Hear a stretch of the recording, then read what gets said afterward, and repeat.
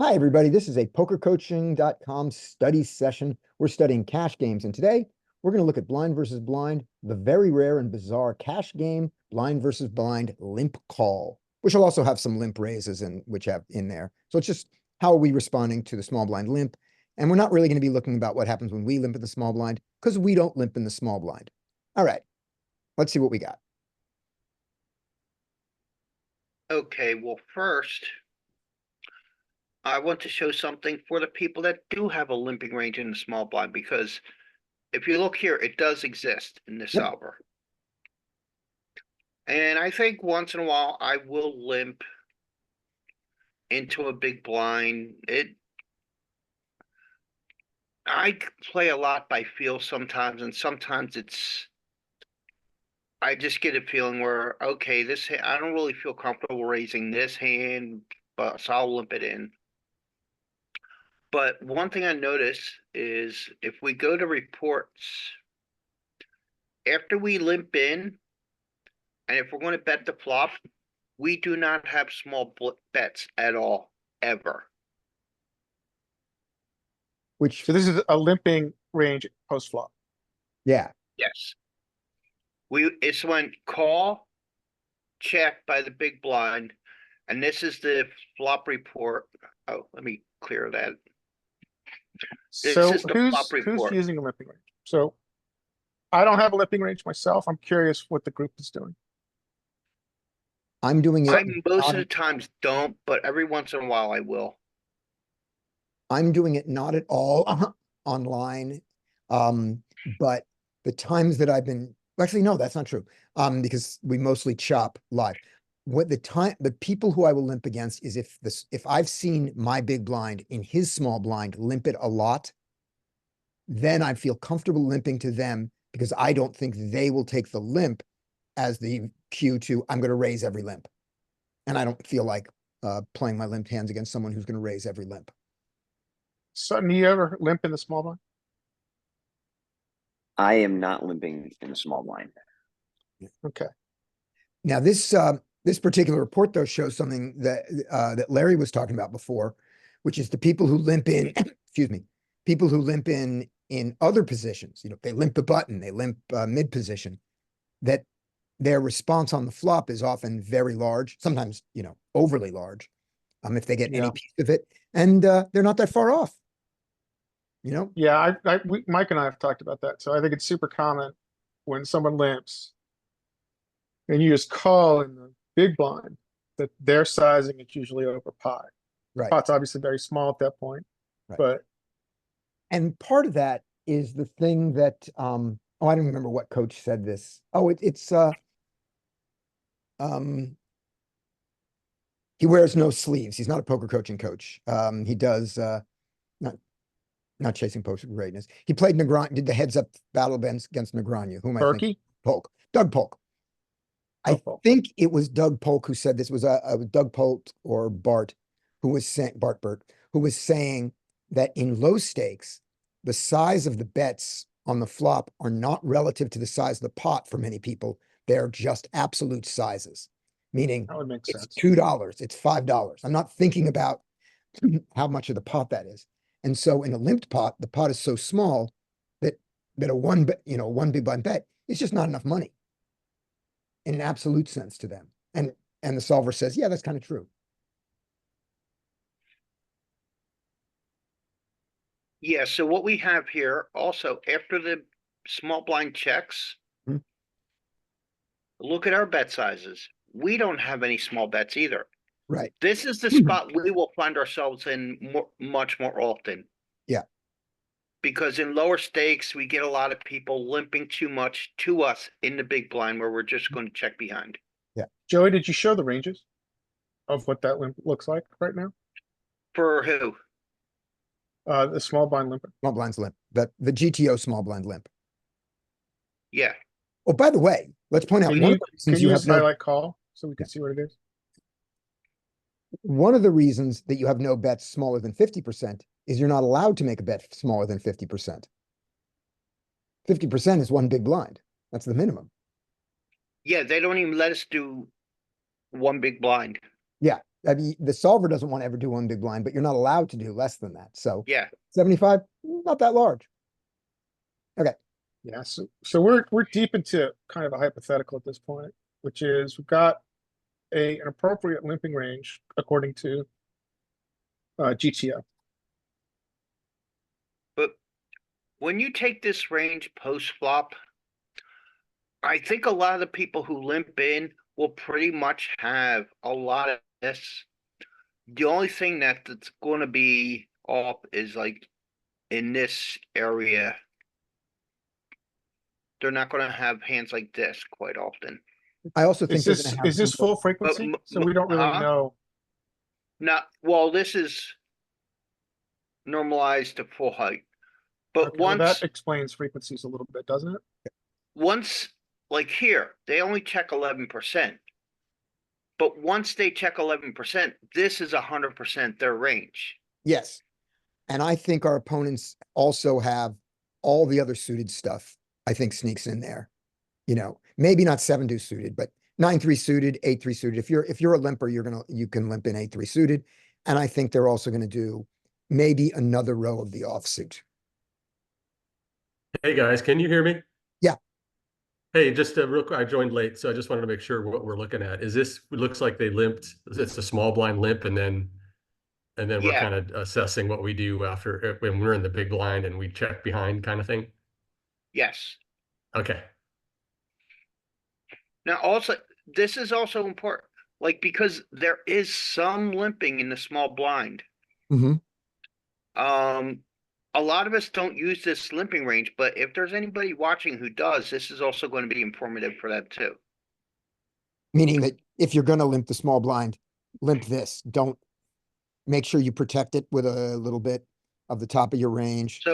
So what we have seen so far is that in a limp check pot, the small blind's smallest bet size is 75%. Mhm. And if the small blind checks, it's the same for the big blind. Right. 75% or larger. Right. So 1.5 big blinds. And one thing I heard recently from a pro, which I found this interesting because I don't do the limping, right? I don't use that strategy. But what he did say, and a lot of people don't, he said, which is fine, but to ignore that strategy, you'll be, giving up some EV because it's good to know the regs and the good players that do utilize the limping strategy to know your defense to that. Right. And then this is the big blind response to a 75% bet. We only have like 7.2% raising range. And it looks like it happens more on this lower end. Right. Because because we still have 100% of range there, and they're at least somewhat filtered. Well, our range is, Well, no, we don't We have go back 100% to because it's here. all the stuff we didn't, it's all the stuff we didn't raise. Yeah, we don't have 100% of hands. this is our range. Yeah, yeah. We're gonna have all this check behind. Right. It's interesting, we don't have any traps. Yeah. So we're pretty linear in our raises. Yep. We have an Yeah, ace and jack that's fine. offsuit there, right? What'd you say? I said we have an ace jack, like our best ace is an ace jack offsuit. And a king Yeah. an offsuit. That's what we've got. We've Which is got not a very linear dog shit. top 15%. Yeah. And then we've got some suited traps. Right. It's like, But we are not hitting sets. It's Bigger. not like we really protect our checking range much. No, which makes Ace sense jack- because Right. the very top of range, our SPR is what? 40 or something, so we want to go ahead and increase the SPR with the top Yeah. of our range. All right, and then And then when we do get raises, like he bet 1.5 and then we go to 4, it's not quite 3. 4.5 would be 3x, so this is like 2.75x, a Right. little lower than 3. And you see we're 50% to 75%. Seems like we're overfolding a bit too.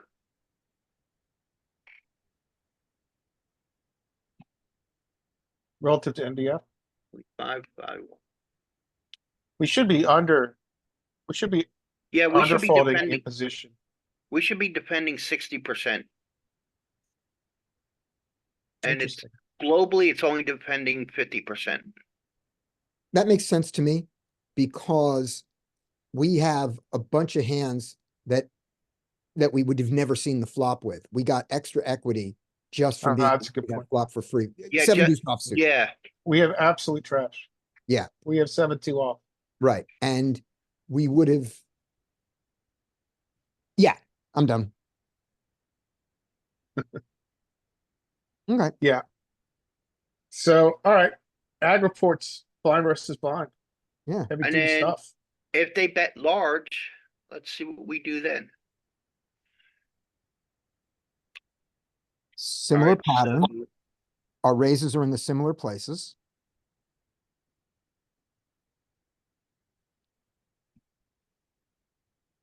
let me do And our raise size divided by 2.25. is very small. They go to 3, we go to 7. So we go 2.15. 2.16. We're slightly overfolding here, but Yeah. not by much. And yeah, this is kind of a small raise, Real small. 3 to 7, Yeah. just a bit over 2. But that's Mhm. because he already inflated the pot quite a bit. Yeah. And it kind of looks stable all the way across the board. There's no spikes or anything that really sticks out to me. And one thing that does is once we get down to these really low boards, 5 and lower, Hmm. we have some of the bigger raises. Would you roll over that king section? Just what the bottom of the aces and the top of the kings up there, that one island there. I wanted to see what is it about that island. Paired kings. Paired boards. Paired Trip kings king, and then low paired aces. And 2s and 3s. Yeah. But you gotta We think, don't- maybe aces and twos just, will the aces miss his limping range? No. Well, maybe, but the 2s hit us so hard. We no, own. Yeah. in That's a the good point. somber, he has a protected limping range. If we go back to this and look at this. Yeah. He He doesn't has, have his very best, right? he has ace king. Offsuit, he has ace king, ace queen, ace jack, ace 10. Because even though this is only 12% of the time, it's more frequent than the entire call range. Yeah. So, like I said, he's only limping 11% of the time, but once he limps, he has everything in here almost 100% of the time. I wish there was a way to show Yeah. the value of these compared to each limp as opposed to compared to the overall range.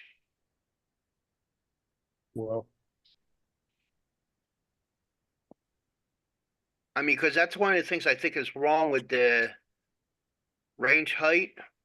Yeah. Is compared to how much we're raising these hands, but once we limp, everything in here should be larger. Well, the normalized kind of shows you that. Normalized says take the largest limp and make that 100. Yeah, So normalized gives you at least a balance of how often in that limped range, how often you're seeing it. Yeah, that's a good way. Just look at it normalized.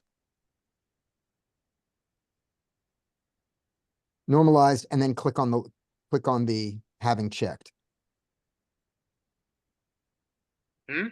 So click on check only. So, so just show us the check. So over to your right. Oh, here? No, in Small the blind. bet, Small blind. bet Now choices. click on call. In the right section. Small blind, right there. Call.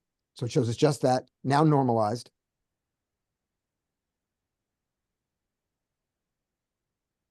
Full normalized and full height. So this gives you a good approximation of that range. Although it's not normal, it didn't make 10-5 to 1, but still, you can still see it. Yeah, That's the relative range. and so, He's basically got ace king offsuit about as often as he has 10-5 suited. yeah, so nothing really sticks out about this range except for. Alright, so. Let's do, one thing we saw was paired boards with a 2. We're getting into some serious theoretical cul-de-sacs now. Yeah, we own the 2s, we own the 3s. Yeah, some of these we get to bet larger. Um, So this is after check, check, and then small blind bets. Yep. Are we Yeah, still the- in aggregate and report? the small blind bets large. So small blind over bets, right? Yes. And this is our response to the overbet. Alright, so let's try to set something up in the trainer. Custom. No, I thought you would have set this up. And I would I do, got too interested in looking at it.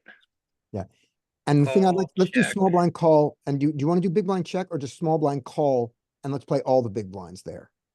Both checks and the raises. Alright, if you want to start there. Yeah, let's just do just small blind call and go from there. Alright, so let's go pre-flop.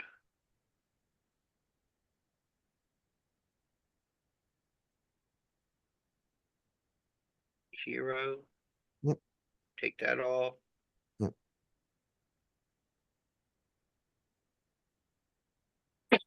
Okay, Oh, let's do. Call, and we're on big blind. right, okay. Okay, who wants to go first today? You get to go first, Joey, because you were the one who wanted to do this. And why is this not giving me a hand? Give it a minute. It's just working. Still thinking. Right. Patience.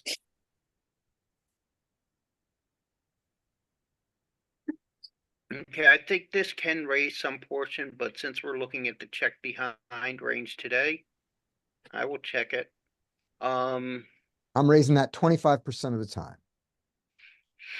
Yeah, I was just trying to figure out how often I would raise it. Me personally, I would raise it 100% of the time. That works. Yeah, I'm probably raising it more often. Mhm. 21%. Actually, 29%. Yeah. So Scotty was wrong too. Yep. How often Oh, is the yeah. group using, what is the group's ISO sizing here?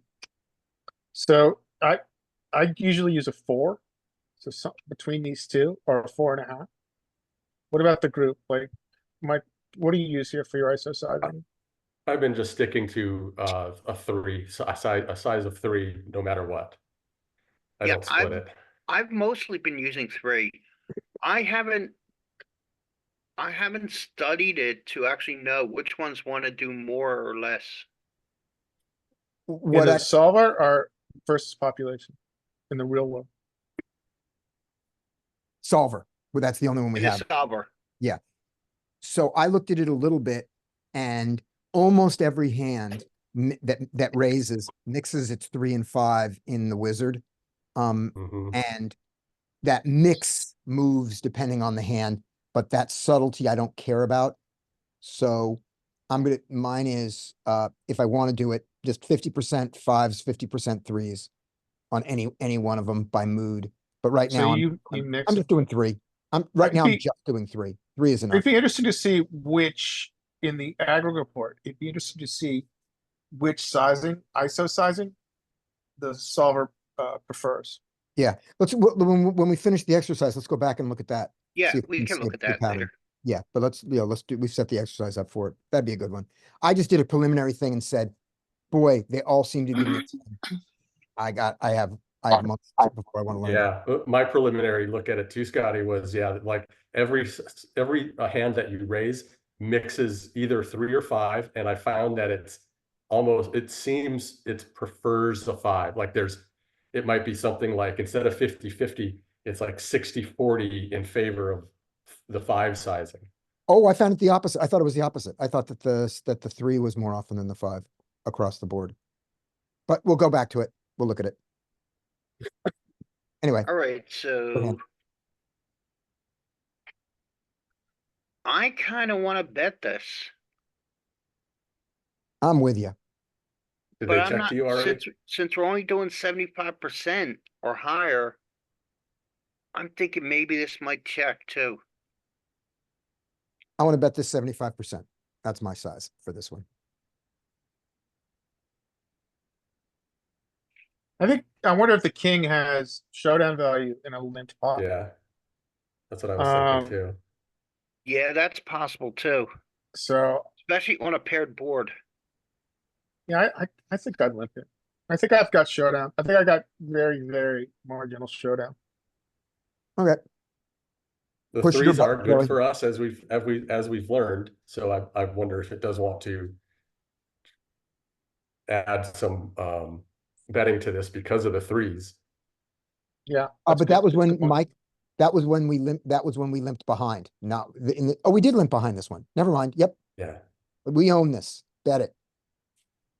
It's my vote, but it's your button, Joey. I think I'd bet this in game. Alright. I mean, it could be wrong against solver, but against population, I think we're getting overfolds. Great. It does check behind quite a bit. Mhm. Larry's argument makes a lot of sense. On a paired board, blind versus blind, king high might be showdown value. But no big bets. No big What do you bets. mean? You were saying, Kristen? Oh, with my PO. Well, fucking the ADAP girl. She hasn't. I've also had issues with the A-gap girl. All right, here we go. All right, you luck dated boxed her it, in high Joey. school, What are you gonna didn't you? do?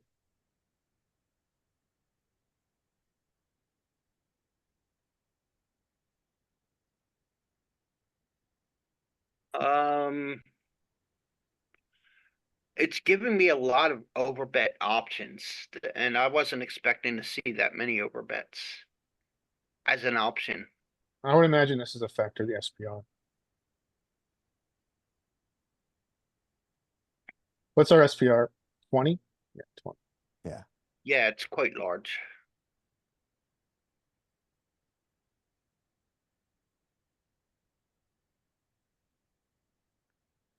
The suspense builds. I know I've locked in my answer. I'm thinking about pot size. This would have been my normal choice before seeing that because I know GTO Wizard. Oh no, it would give options even if this is 0 in range. So you're betting pot. I'm betting small, and my reason is, he still has 3s in his range, and I want to get called by a jack and pair smaller than a jack, an ace high. That's my value target, and I start losing that at 5.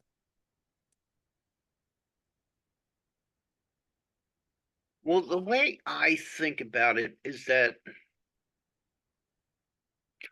I know 3s are in range, but an old Andrew Brokus series that I watched on another website,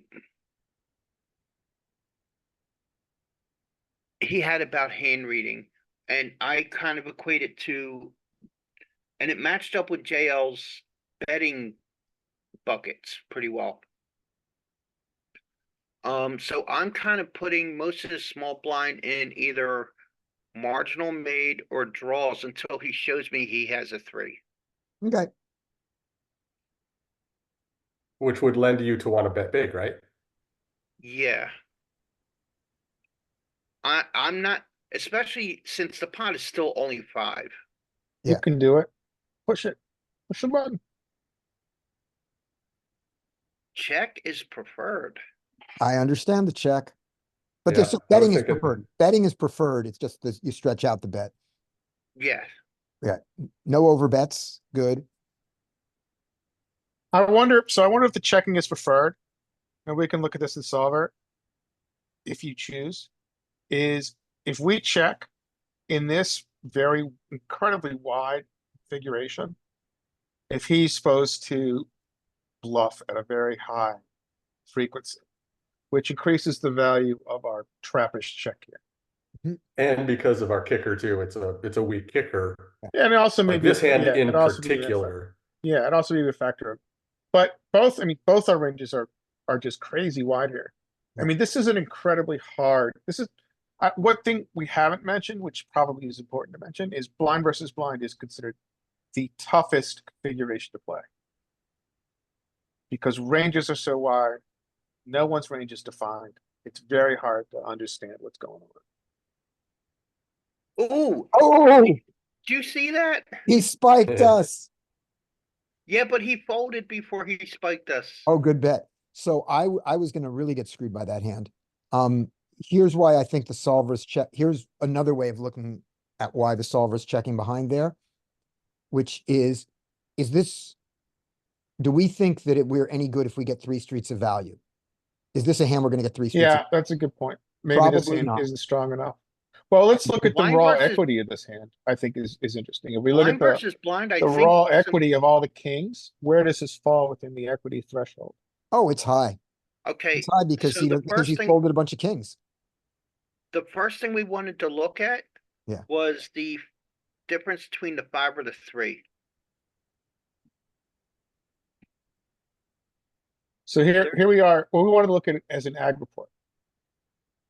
We Oh, wanted to that's- understand. There's no is true. pre-flop, there's no pre-flop aggregate reports. Right, we're pre-flop. Oh, okay. So you were right, I was wrong. The 5 is 21% across the board.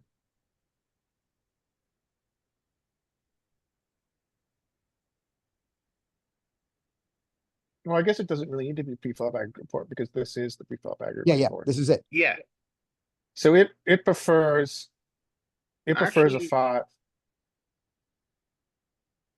yeah. I'm like aces prefer going bigger, ace king.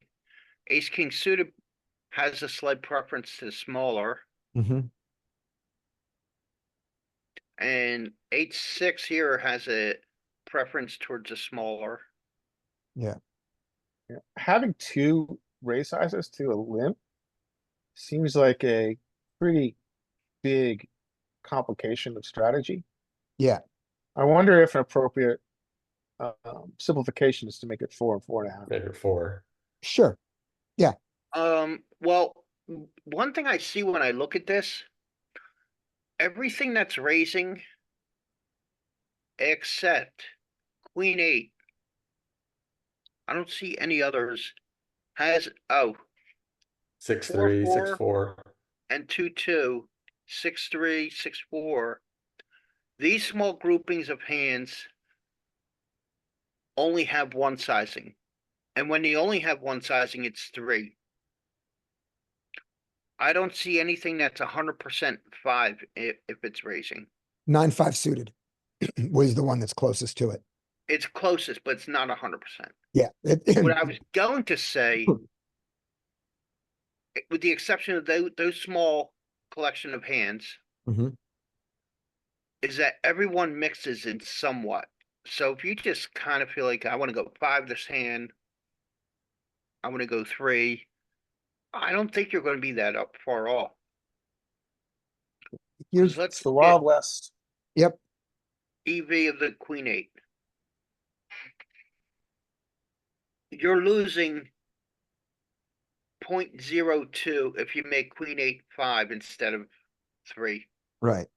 7-2 off even is worth some chips in this configuration.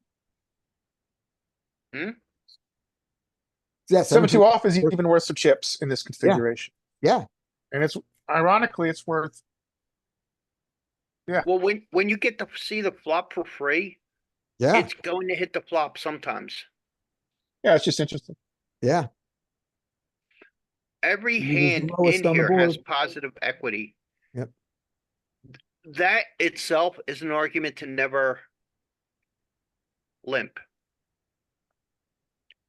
The big blind has positive equity with everything in range. And I think most of us have come to the conclusion that we don't have a limping range. Yeah. So if we want to make a distinction between the 5 and the 3, Oh, I think I messed this up. Yeah. Let me, the 5 is more polarized than the 3, obviously, so polarize your range when, so if your hand fits more into the polar lobes, do more 5s than 3s. That's gonna be my initial. Yeah, Yeah. that makes sense. alright, so we see that pre-flop now. Small blind is supposed to check range on this board. Mhm.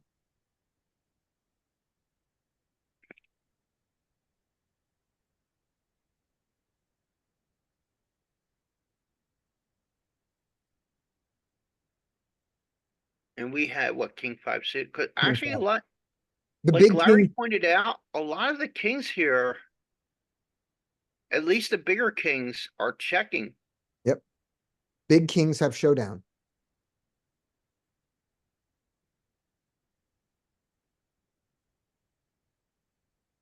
But we went.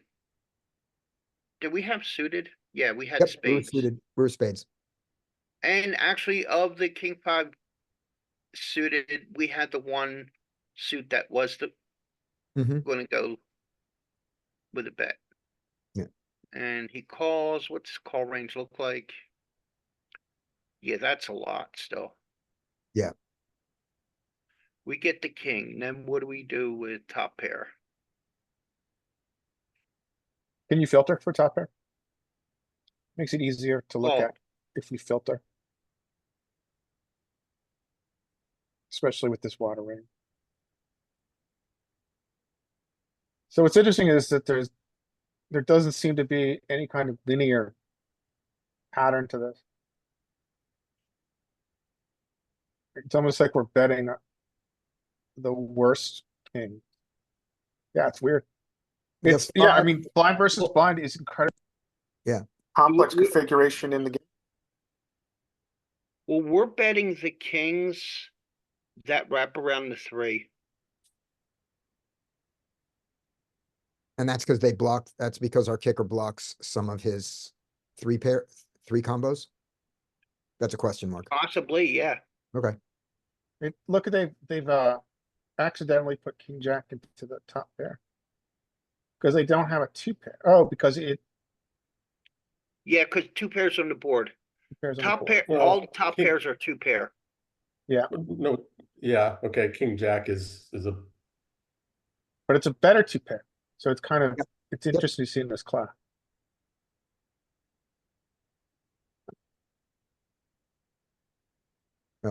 Good for you for betting the turn. You folded 7s. yeah, I'm surprised that the 7s fold, honestly. To a pot Yeah, size bet, I bet it mixed. I bet it was an indifferent kind of Yeah, call or fold. yeah, I'm sure it mixed. Yep, Yeah, we got lucky. I don't think I would have folded 7s there yet, especially on a paired board.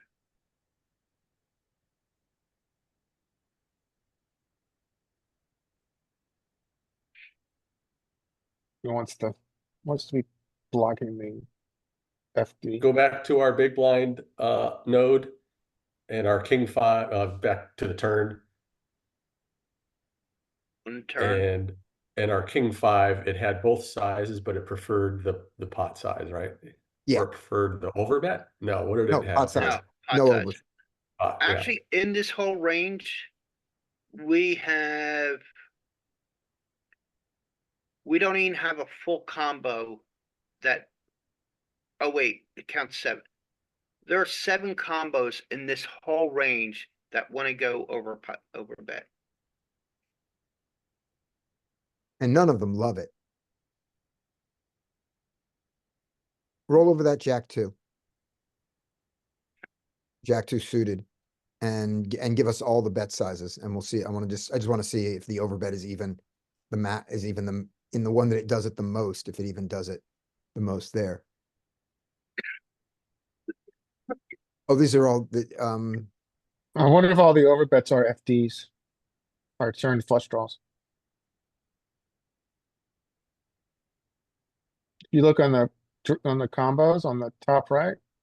oh no, There's, this is on the flop. This is on the flop. We're not on the turn yet in this. no, we're in the turn. Oh, we're in the turn. I'm sorry. Okay. So there's some full houses, some trips, some top pairs doing it. And then when we go, some combo draws, some flush draws.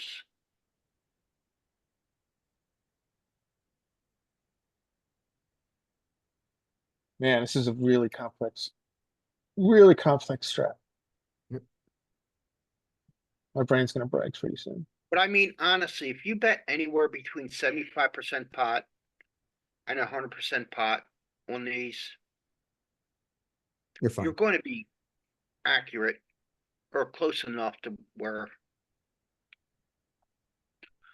And the only one where I just see one clear bet size is second pair, ace jack.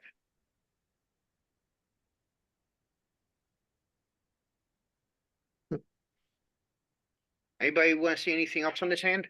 Nope. All right. Queen 9, let's say. I would raise this some. I think I raise more on the offsuit side than I do on the suited side when I get limp to. Yep, the queen nine in the chart, the queen nine is very close to a call on the suited side and the offsuit side is about half raising.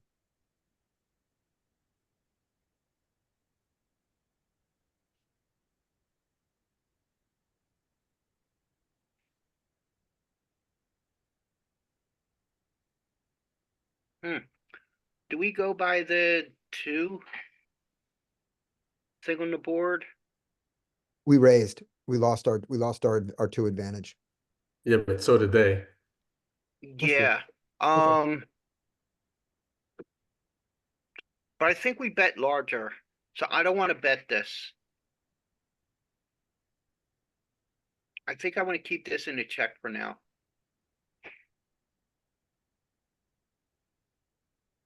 It's almost 100. Good check. Good.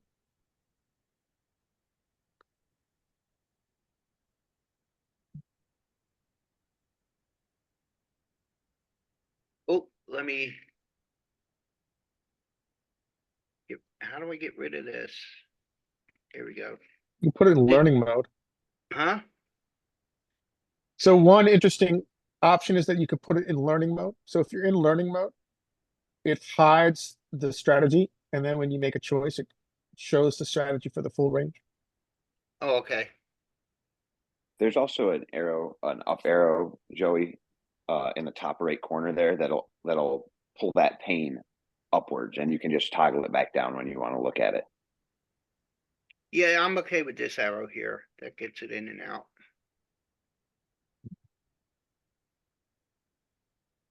All right, so you bet, No, he checked.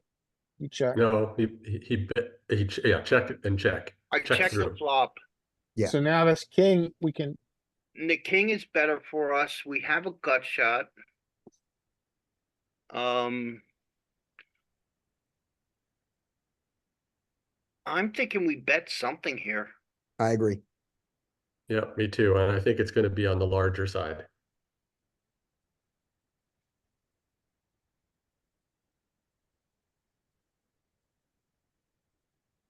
Yeah, could be. I want to press this button. I want to press the 50. You press yours. I want to press 75. Ooh, B 125 is the number one choice. Nice. So this card must be just Scotty, totally remember- equity shifting towards us. do you remember the check overbet guidelines I gave you? Yeah, we can overbet in position if the top pair changes. If the value of top pair It changes, changes. Yep, and it did. So, yep, that's a good one. Can we look at a report here and look at a different, all the card report? And see Yeah. which card is the best for us on turn? yeah, I would think, Aces and kings must be offsuit ace and king, I would imagine, are two of the best.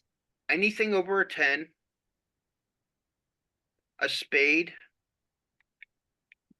I think we would bet here.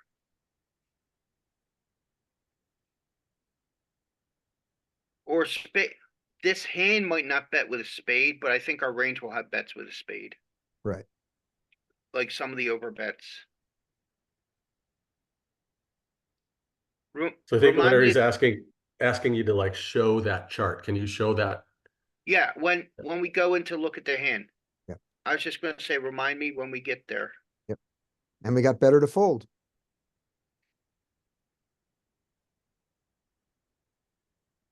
Alright, so. You wanted to see the turn report.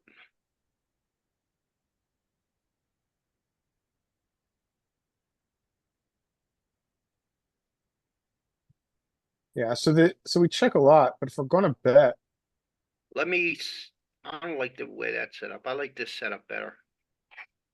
We love tens, but we love them small.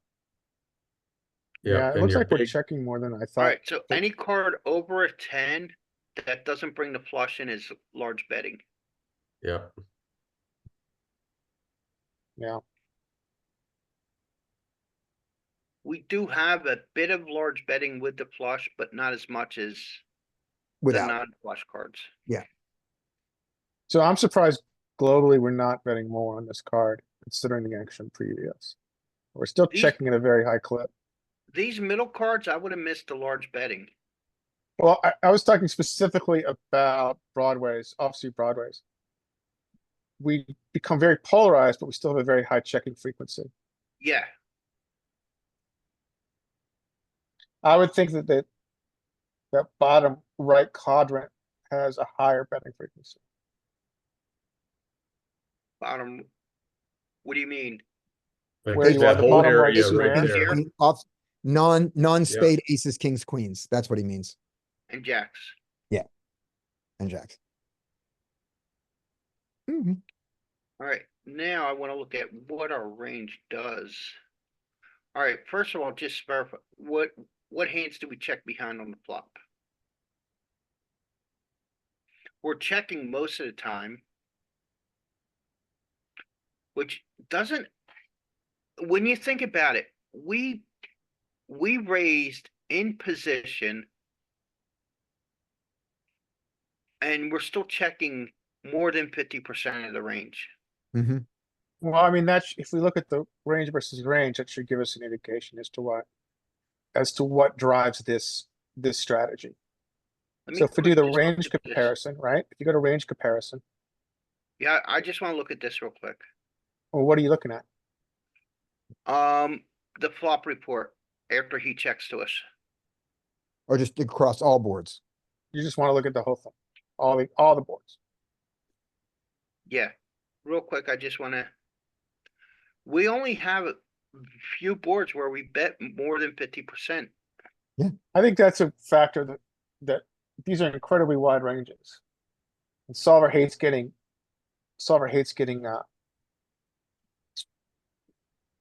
felted. So it's And actually- usually a pretty defensive strategy, especially when you've got incredibly wide ranges. On this flop, the small blind has a range advantage over us. And. So how does the equity shift when the king comes?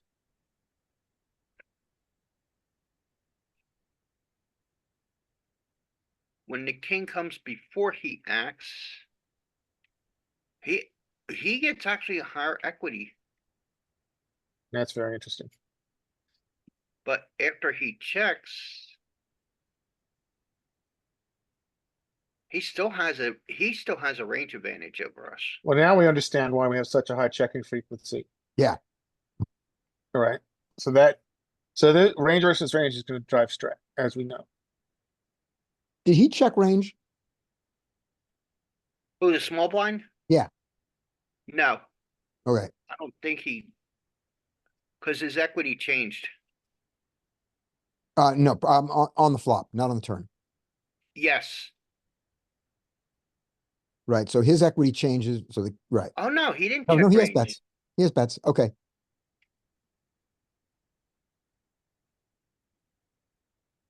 Good to know. So I just want to check the range. Yeah, he has an equity advantage on this board. Yeah. And then after he checks, he still maintains. Now, after he checks, we have a slight equity advantage now because I don't know if his equity is driven by the board as much as it is driven by the fact that we filtered his range, right? So if you go back to the small blind, let's look at the combo count. So what's our combo count? 193. And what's His is his? 57. Okay, 58. so that clearly what's happened here, to Right. me at least, is that when we chose to raise in position, we have now filtered his range. But we possess a hefty amount of bluffs. Yeah. So that is what is driving the equity disadvantage here. Yeah. So that would be, yeah, but you said it was because of the board. I don't think it's necessarily because of the board. I think it's because of the pre-flop action that we have, that Saw has an equity advantage. Yeah. And you might be able to, I don't know if you can run that No, I report. could come up with a decent amount of boards where at least the equity's 50-50 or Well, we better. could check that in ag reports. You could do equity comparison in ag reports if you want to. This equity advantage we're looking at right now, is this before the flop? No, Well, this is That after. that flop. This Okay. is what we're Okay. looking at right now is the after the flop before the small blind acts. Right. Yeah, my argument is that across, there's going to be exceptions, of course, as there always in poker, but I would argue across a majority of flops, small blind is going to have an equity advantage because his range is filtered and ours includes a shit ton of bluffs. Yeah. He's folded out a lot of junk and we have, So now we're looking at, listen, okay, so let's look at equity here. I'm going down the line. Well, you can look at the global at the top. So if you look at the global equity in the middle, out of position has a significant equity advantage. This is across all flops, right? oh, okay. Yeah. So if you look at Yeah. the very top and go to equity, which is in the middle, look at This out of right position, here. which is 53.5. Right. Across all flops, he's got an advantage because he's got a filtered range. So we are never going to have a bet range. So we're probably never going to have a bet range on any board. Yeah. Yeah. Yeah, we can verify that by giving him a check, going to our action and switching to this view. Oh, there it is. There it is. 7 deuce deuce, the magic of the 7 deuce deuce. 7 deuce deuce. He has folded his 7 deuce and we raised and Yeah, I mean, this is the beauty of, to me, 6-2-2. of solvers is that it's just range versus range, right? It's pure theory. yeah. And we can learn a lot about the mechanics of poker by that. And this is it. This is an example of learning a fundamental mechanic, right? A fundamental mechanic is in this configuration, when we raise in position, we've got all the bluffs. He is skewed towards value in what he calls. The one thing I see here though is this. He has an equity advantage even after he checks. But his equity realization is actually quite low. Yeah. Yeah, well, that's always gonna be in the case when you're out of position, That's right? good. That's a constant. But this is pretty low. Well, I haven't Like, memorized the equity realization disparities, but you might be right. cause some of them should be, like, you're gonna have a lot that's over 80.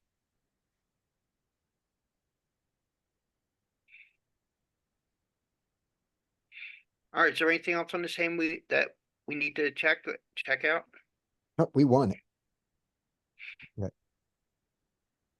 Alright, so let's go to this, get rid of these two.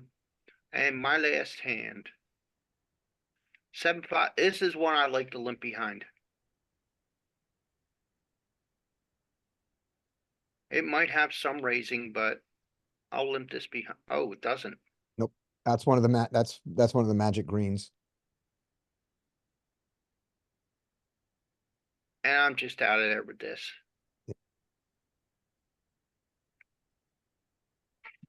Alright, so let's do oh. Get rid of this. Let's do a quick thought experiment. We're continuing with spades.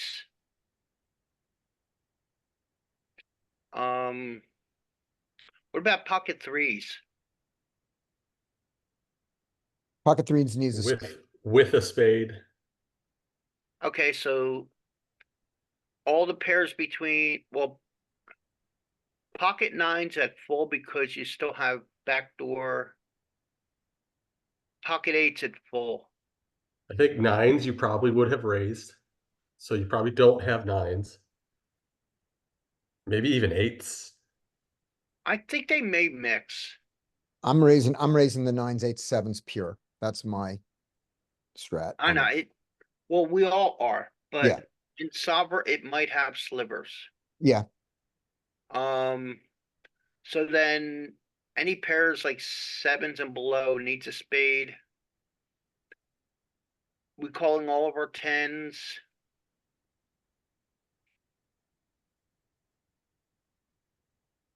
I think that I think our hearts, our backdoor hearts,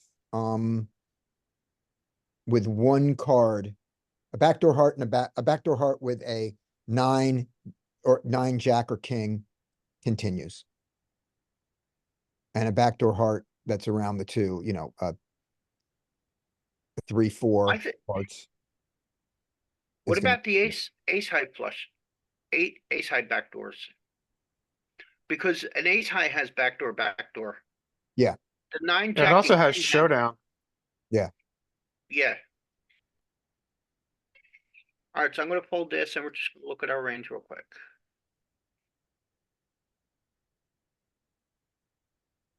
And then for value, we would have deuces, queen 10 off, queen 10 suited maybe. We'd have 10 deuce and queen deuce. Very Those top, are Joey. value raises. That one, there we go. You wanna look at the report, right? You wanna look at the solve? No, he wants to look to study it. The little hat. Do the little hat on him. Do the hat, man. Do the hat. To Oh. the- right there. That's what you want. I wasn't seeing the hand. Oh, okay. Oh, This one. So we have very little raises, Mm-hmm. which is true across the board. Right. It's these pairs are still in full. Yeah. Well, check your heights because I think Now, once we get to the flop with them, we call 100% of the time we get to the flop with pocket fives. Yeah. I didn't mean in full as in 100% in range, but once we get here, we're calling these hands. Yeah. When we were surmising, we thought we needed a spade. No, only 3s need a spade. Yeah, Only 3s want a spade and they don't even need it, but I'm gonna simplify to that.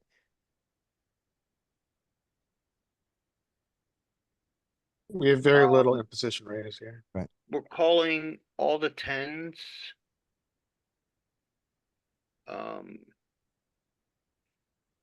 We're even calling the better twos. A two, calling the twos with a card interacting with the board. And then we're starting to fold Dog. these down here unless it has, unless you have the spades.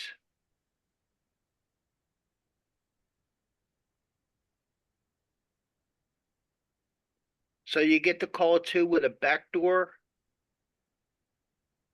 Roll over 8 deuce. Oh no, the two, you can't have the hearts.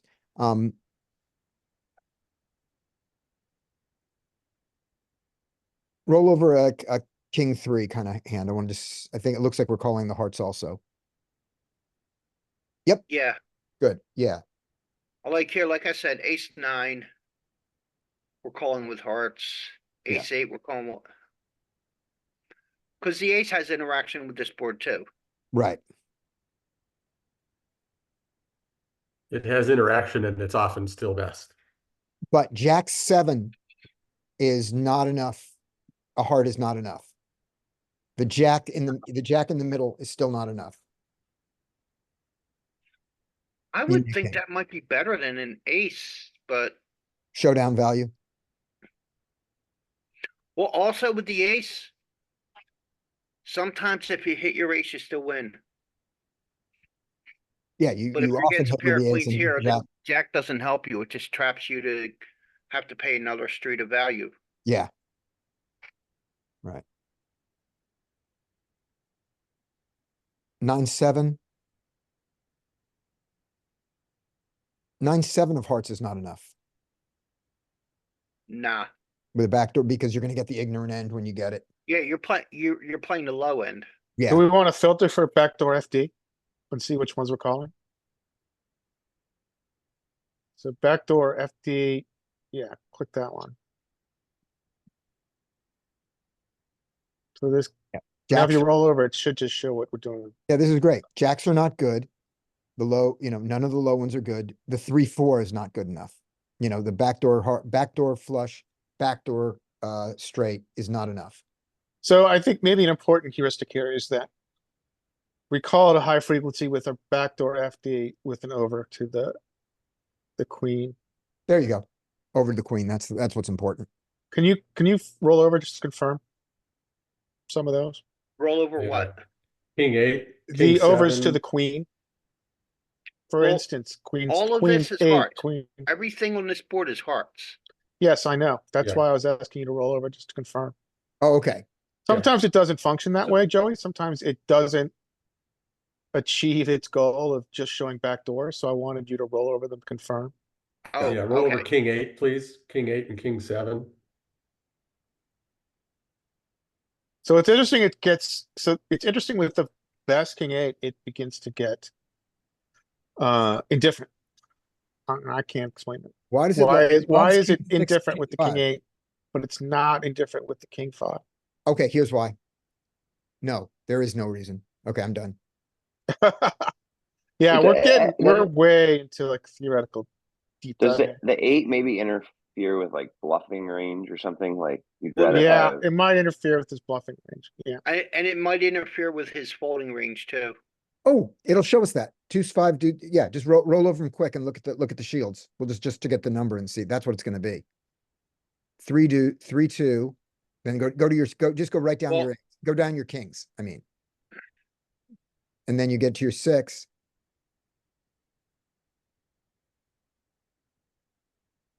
You're looking at blocker value. Yeah, Yeah, but they're 2-5 is yep, okay. king 7. We're blocking a lot of. But The first 3-2 blocker is seems blocker like of we should be bluffs, right? playing it. Huh? The first number is blocking of bluffs. The Let 3, me-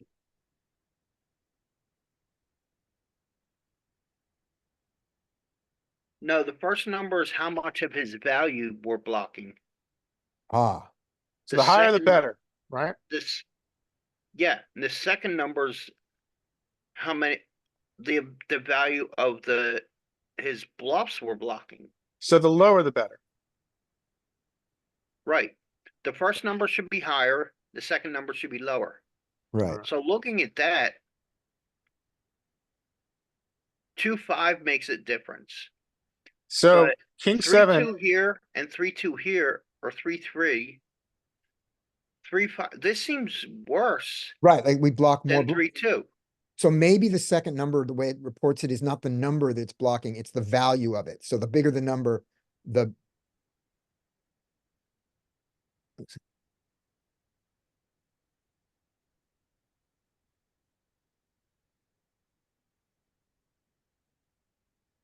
A low number means you don't block trash. Right, a low score on trash. This is desirable when bluffing or bluff catching. A low score. Oh, a low score means your hand does not block value in your opponent's range. This is desirable when betting. When you're value betting, you want them to have something. Right. A high score Right. is desirable to bluff or bluff catching.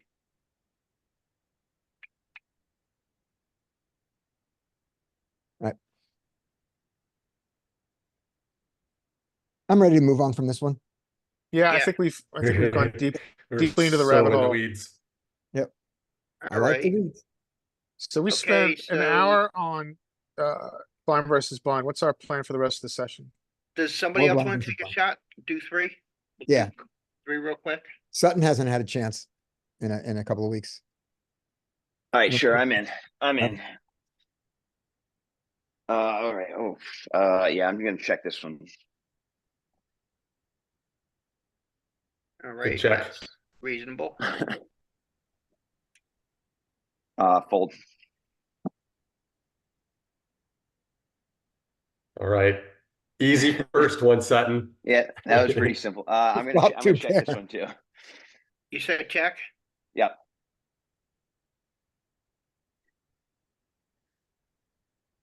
And I actually have to make a decision. I'm just gonna check back. I don't, yeah. It's mostly check. Yeah. But when you bet, you got to bet I mean, big. with the backdoor, you do get some betting.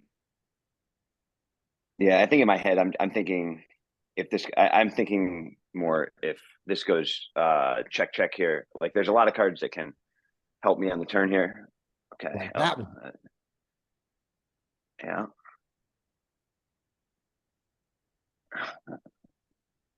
All right, so I feel like small blind is really capped after checking twice here. I have showdown value for sure with the 7. I'm not sure what I can get called by if I bet here. I'm going to put this into check and try to induce a bet on the river. So good. For a little bit, I thought you were trying to like go through and you were going to go to a bet, and I was like, what? Yeah, I mean, I thought the first second, like maybe bet because there's so many draws, but you would expect any draw to be like betting at this point. So it seemed unlikely. So yeah.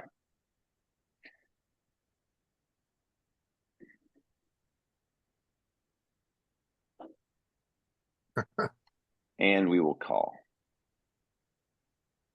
I will call.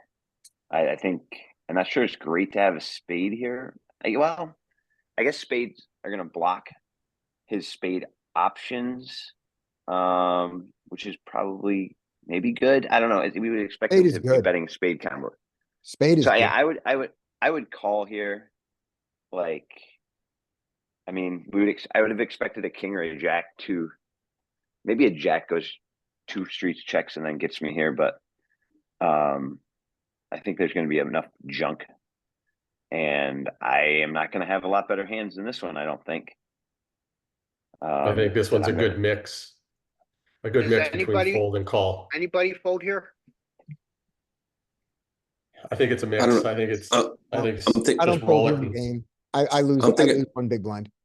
We missed setups because he would bluff raise here.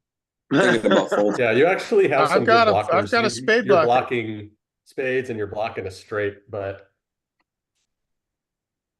I can confirm that in game I would never bluff raise this.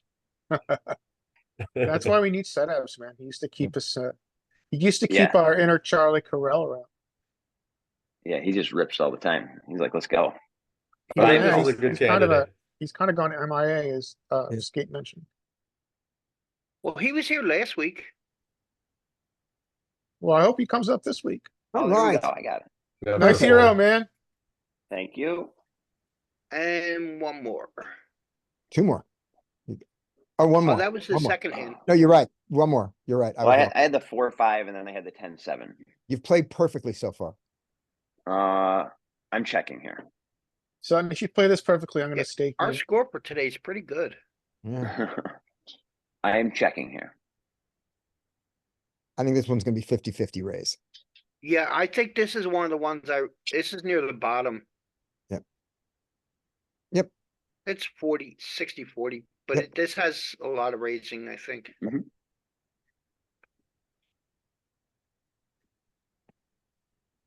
This is actually, this is a good flop for our range. We're gonna have 7 deuce all combos. We're gonna have like 5 deuce and all combos. So this is really good for our range. I rate it pretty crummy for our hand. And we talked about how the deuce is good for us. All that said, I'm still checking.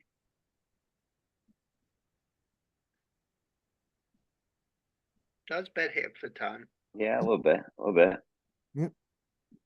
You do have some interaction with the sports, that's why I would.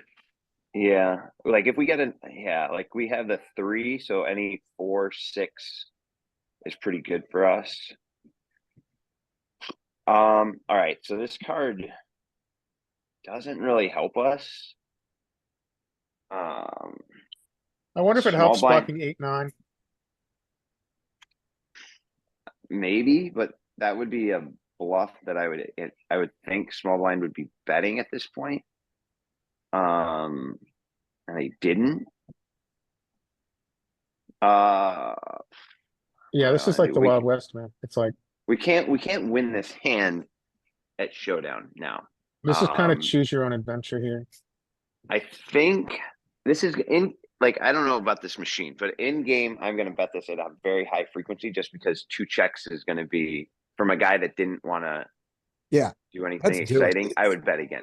Yeah, that's now what that's what I was thinking. This against this machine, it's always a little dicey. I'm going to bet 1.5 though. I'm going to bet 1.5 here. I'm with you, but I'm with you on it, but I think the bet size is gonna be 3. All right, let's go Okay. now. Why do you think the bet size is 3, Scotty? It just made the value of top pair went away. We're in Yeah. position. And when we have value here, that's the size we would bet. Yeah, Fair point. Yeah, for Yeah. protection. My argument here is that we have so many other better combos to bluff with that I think it's going to want to check. Okay. yeah, well, I don't know if this one is going to bluff. It's 0 equity. I mean, we have Right, but we don't have a means to improve here. we have a super, super, super wide range. And a lot of those hands have near 0 equity.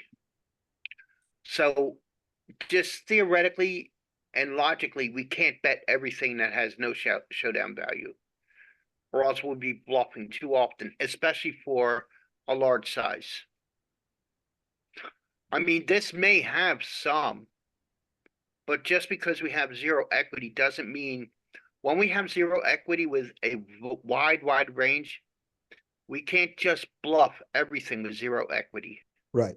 So if we had I think 8-3 offsuit, which we could have here with the 8 of spades, I think we'll bet more often than 8-3 suited here, but I still think this is gonna Yeah. happen a little bit. So let's commit. I like the mistake. Nice. Checking 91% of the time. Yep. Totally reasonable, but my size was wrong. Oof. Okay, so they call, so they, okay, so this 5 seems pretty bad now. I was Because gonna I say the really, same thing. the 5 seems terrible, so Yeah, I think this like, is I probably think, a give up. yeah, I think this is a give up now. This has gotta be like a deuce or a 5 at this point seems, or maybe like any deuce 5-7 seems pretty wretched. So I'm just checking back and losing here. Anybody else want to do something different? I would like to win the hand, please. So, and so I'm going to bet, and I'm going to bet, I'm gonna bet 4. And try to, 4? and try to get a fold from all of his, missed spades. And all of his missed straight draws. That I don't beat. So I don't need to, I might even be able to get away with it with 1.5, but I'm not allowed to bet 1.5 in position. So I'm gonna go 4. Just surrender. Yep. Yeah. But when you bet, it's 4. All right. Watch let's this. just- What's he have? Like 4-6 of spades, and we actually do win, Scotty. Wait, that wasn't our flop, was it? No, No, that was not our They flop. changed the way they do it, so you gotta hit a different button. So go to your right. And Alright, open your up pane up. the right panel We check, showdown. and do it there. I had a 7. 8-7.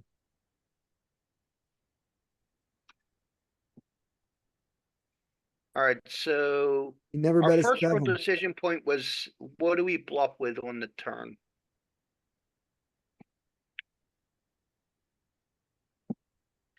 You see our range is wide, and when we are bluffing, there is some of the big bets mixed in. Right. And look at that Um, 8-3 off. Look at the 8-3 off betting. I bet it just needs a spade. Yep. Yeah, 3 or 8. Yeah. Yeah. Just wants a spade. And it does it with heart club also weird. Yeah, the ace-3 suited. Need a heart with ace-3 suited. Yeah. But like, we have a ton of junk. You can't just bet. All of it. Yeah, that's just the one thing. Like, I see this happen a lot. When you have, we are supposed to bluff from the bottom up. Like, if we look at filters and go to simple equity buckets, our weakest hands are bluffing. And everything here in the middle, Weirdly, no. Look Well, at the 4-3, it's which is not the really- worst we could possibly have. And look at the Huh? queen jack. That's interesting. It's better to have the overcard, it looks like. Oh, this is With on the turn. Yeah, on the turn, this is Jack great. 3, Queen 3. Maybe the King 3-4 isn't betting at the highest frequency because it's not the best straight draw. Right, it's got a straight draw. It's the worst straight draw. Well, it's open So ended. it doesn't necessarily want to bloat the pot. We also don't want to get check raised off it. Yeah. well, you gotta realize that trash hands also fits in open-ended straight draws Yes, and flush draws. They still fall into trash hands because their equity is low. right. Can we clear and look at the breakdown? And see what the breakdown of the whole rate, yeah, so. What you I were mean, saying before, Joey, this is is confirmed typical. by It this, because we could see starts in the middle, here, big. I'll just finish what I was saying. Go We can ahead. see in the middle that the middle of our range is checking. And the very bottom, we have all these polar bluffs. Yeah, So ace, for instance, ace high, good enough to check back.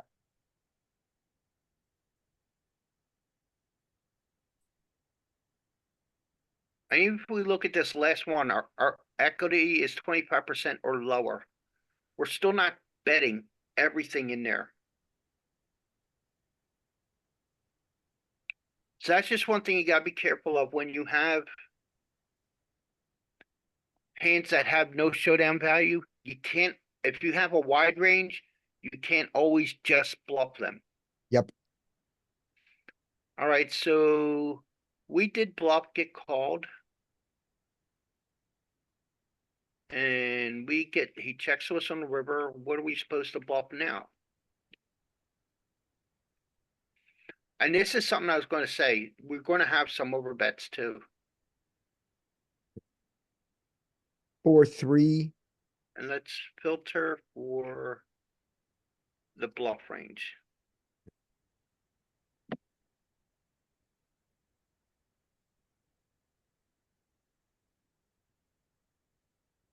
No ace highs. Yeah, ace highs, marginal Yeah, can win.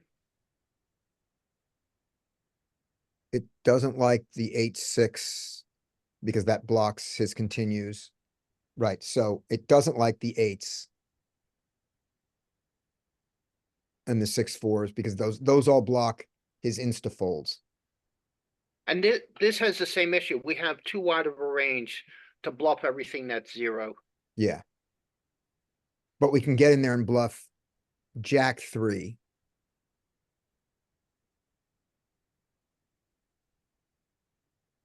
We just can't bluff 4-3 and 3, 4-3 and 6-3 because they bluff. We want him to have a 3 and a 6 in his hand. We want him to have a 6 in his hand. Is it better or worse for us to have a spade in this spot?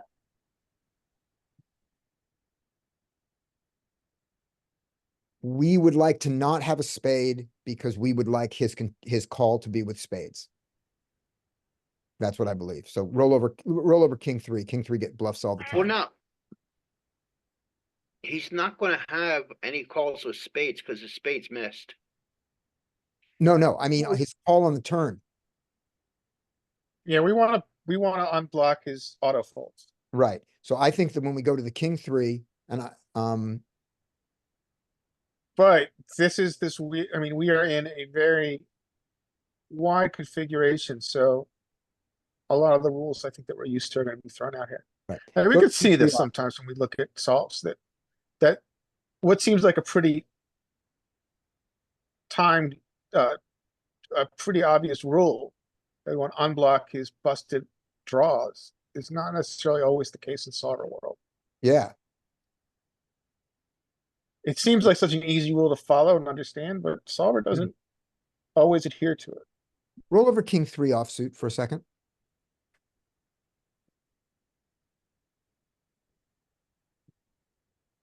There we go. King of spades is a bad card Yep. for the bluff. Yeah, that's a good example. Got something. I got something out of this. Probably true for all those king X offs right there, right? Yeah. Yeah.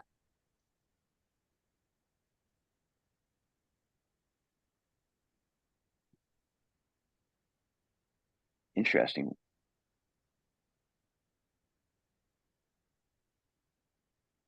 Interesting about the king 9. Mm-hmm. What? The king 9, like all the other king X, like having It likes the 9. having Look at the King 9, Queen 9, Jack 9. It likes 9s. Yeah, because you block 10, you block 9, 10. Yeah, mm, having a right, nine, right there. having like a king, queen, jack, and 9 blocks the tens. Yeah, That is the one thing you could say is consistent about most of this range. It's blocking top pair.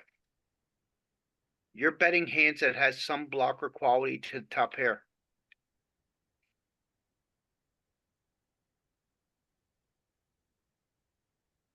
Looks good. all right. I think we beat this dog to death. Oh, no. Okay. I want to do at least 10, do them a little faster, but I want to do a couple more of the hands of them. Oh, you do? Yeah. Okay. Yeah, just not dive. Who's next? I'll We try. can do one more round. Who's Yeah. next? I volunteer. If somebody else wants to do it after me, they can volunteer. But that when I said I want to keep going, I really meant I wanted to do it. Oh, okay. So here you are. All right. 10-7 off. I'm gonna raise this half the time. It's a heart, so I'm gonna raise it. And I'm gonna raise Let's it. see. We're at 91%, which is Oh, actually you're gonna show that just so I can screw it up. All right. Yes, I'm gonna Scotty. raise Yep. this and given its, and I'm gonna raise it 3. Okay, raises 5 more often. It's fine. Well, that didn't help. I have no properties. I check. Yep. I like check. I have properties. Oh, Interesting. yeah. Oh, 9. Checks here. So I have the best hand most of the time. I am Mhm. marginally made, which is a reason to check behind. I'm not particularly vulnerable. I So think you're gonna check a lot here. I'm gonna check, but I think I'm gonna do a little bit of betting. And when I bet, the size is gonna be um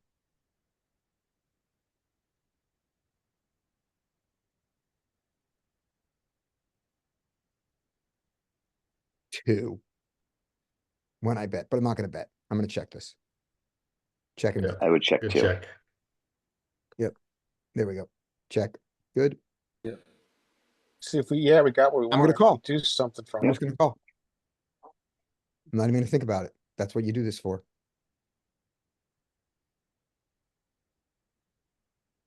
I hate Oh, poker. dirty. I hate everything about this game. A little bit to learn from his sizing, right? He chose the blocker sizing it with his top of range and 2 out capped range. I'm gonna check this 100%.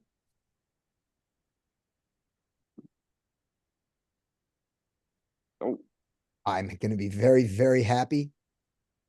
And oh, I'm gonna bet small. I'm gonna bet the 75. I would do that too. Yeah, so I think against this super wide range, you're gonna have more traps than you would against a more condensed range. Yep. Yeah, it's just the whole thing I thought was like it's such a dynamic, even it's paired, but there's so many cards that I feel like make it difficult to get small blind to call another bet here. If So let me work out that logic and see if you guys agree with it. So we have a surprisingly large check trap frequency here. However, I would imagine if this was a 3-bet pot, button versus cutoff, if we were the 3-better, our bet frequency would be very high because Yeah, he's got a yeah. condensed range with more which can continue. Yes. Mhm. But here he's got so much trash. This is It's good almost like because we want him to this is gonna be catch good up. though, because having bet, I can go for 3 streets of value. I don't have to slow down.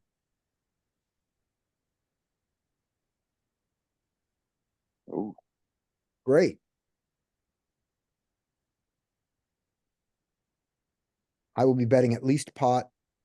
And given my kicker, I will be not betting over pot. So I'm gonna bet pot. 100%. I like it. I'll consider checking here a small portion of the time just to try to get some more calls by the river. Gotcha. How about 14.2% of the time? Is that a good amount? Yeah, sounds good. And it does Paired small bo- bet more. Paired boards tends to want to go one notch lower than if it was unpaired. Good. Okay.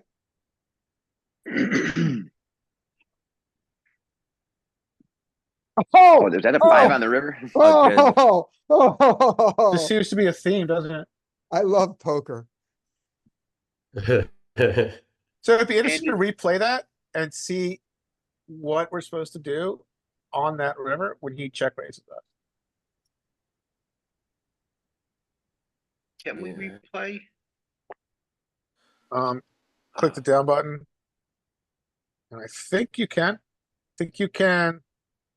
See where the camera is? Hit the camera. Now repeat hand. Oh, but it's gonna repeat with a different. Won't he? It'll Then have we'll a have a Oh different yeah, combo. repeat with a different combo, you're right. You could just go to study. So you could study the spot. Go to the hat. And then just take us to the river. Do we want to spend a lot of time on this study? No, just the river where we Well, Larry said We something bet about, and- what do you want to do when we get check raised? exactly. So on the river, So we're saying small folds it blind here, calls though. here. yeah. Well, what? But he's not gonna have 5s then. Yeah, he won't have the river card. He won't. Right. But let's Can you still, put- he still can check raise some of his range, and let's see what we do with our top trips. Let's He also give him might the have, five. he also, Yeah, his fives might have mixed. That might not have been a pure fold. It should. I thought it was. Was it? For Pure- him? pure No, it's a fold. pure fold. Okay, good. I wonder if you made it. If you made the bet size smaller, but it seems like it probably wouldn't make that big a deal. So he checks. And Scotty would have picked the correct size. I picked the correct size to get fives to fold. I'm happy. queen four is 50%.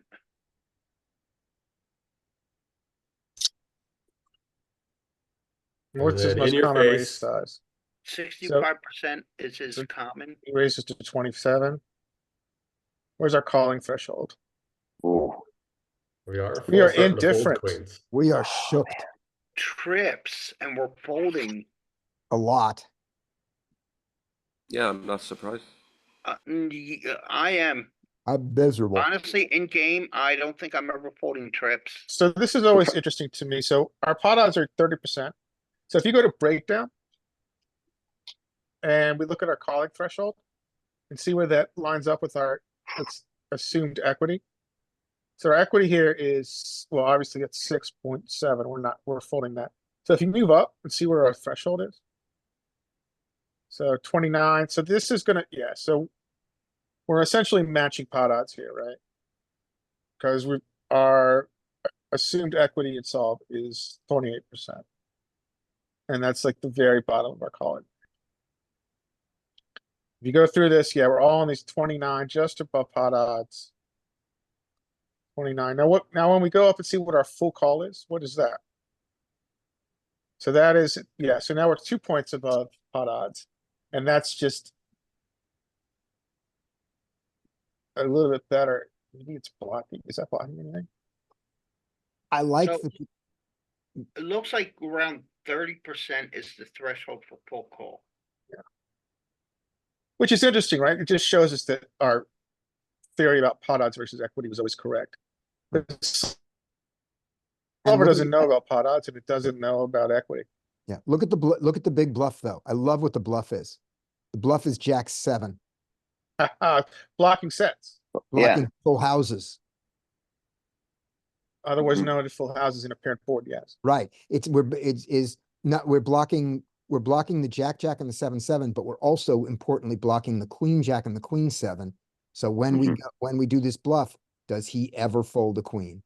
We folded some queens. Does he? Let's find out. Shove it in his Well- face, Joey. We're shoving it. Is it shove or is it to 40? What's the size of what's no, the it's shove. Oh, shove it? All right, Shove let's it. look at the range.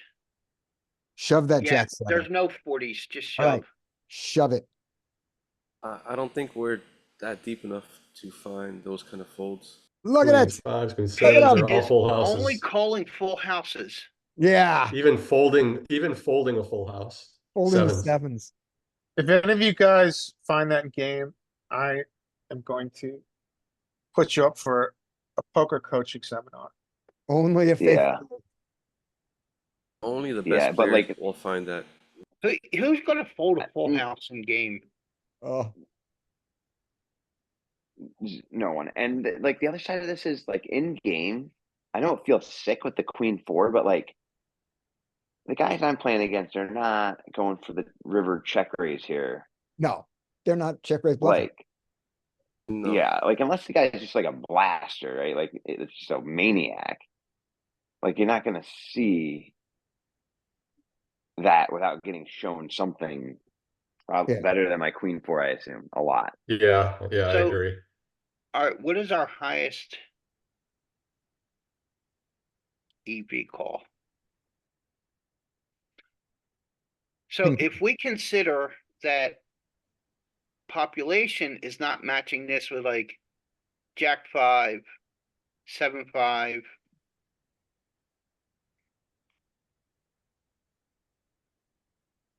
King Jack. King, they're not total bluffs. That's all I see is like total bluffs Yeah. is. King Jack is the worst hand they're doing this with. And you're just never seeing that. Like a guy is just not And doing then that. if we use the 10%. So then we would go. Anything at 5.6 or higher. That's like 56 to me. Well, no, 10% of this is 5.6. Oh, you didn't see it that. Okay.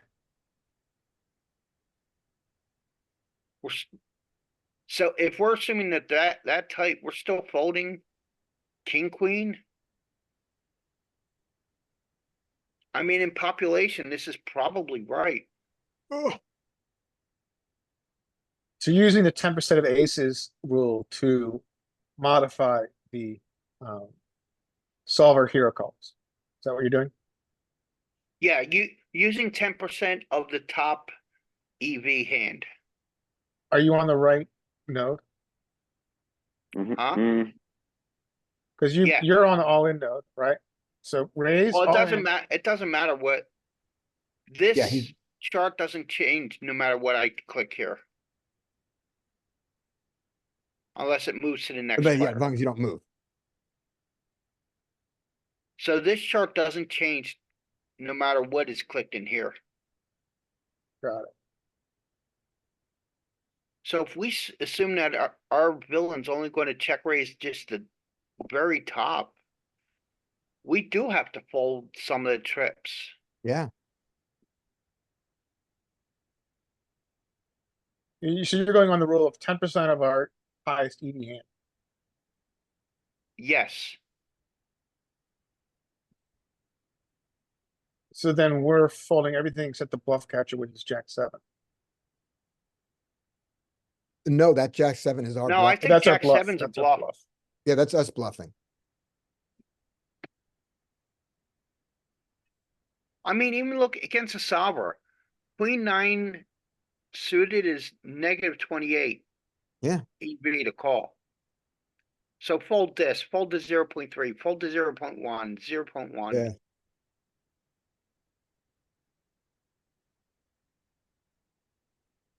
Okay, let's see. Do I have one more hand to go? No, I think that was 3. That was 3? Okay. Anybody else want to go before we're done?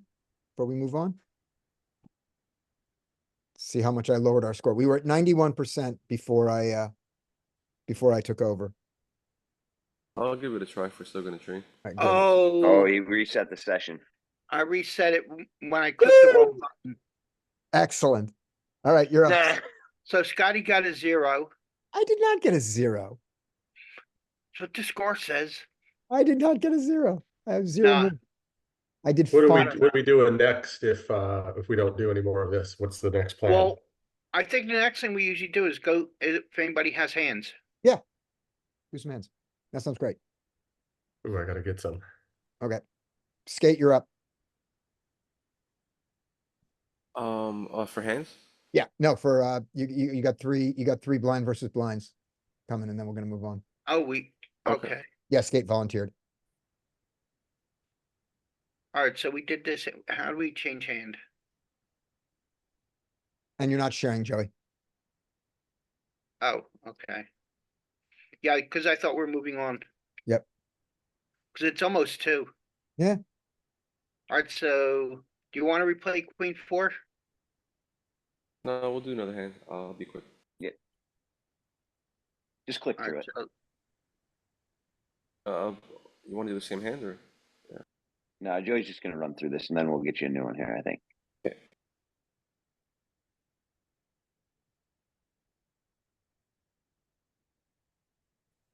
Bet small this time. Yeah, maybe we can lose to the 5-5. Okay. all right, let me change something because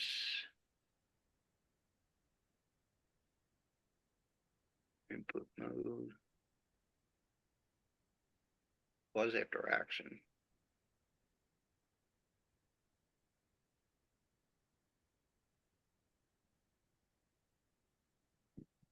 Are we? Wait, what change?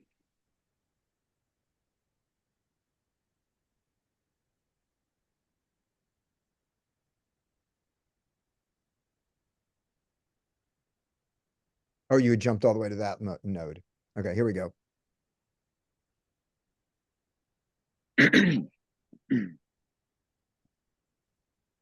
Alright, so blind versus blind, limp pot, I'm gonna go ahead and do a lot of checking here.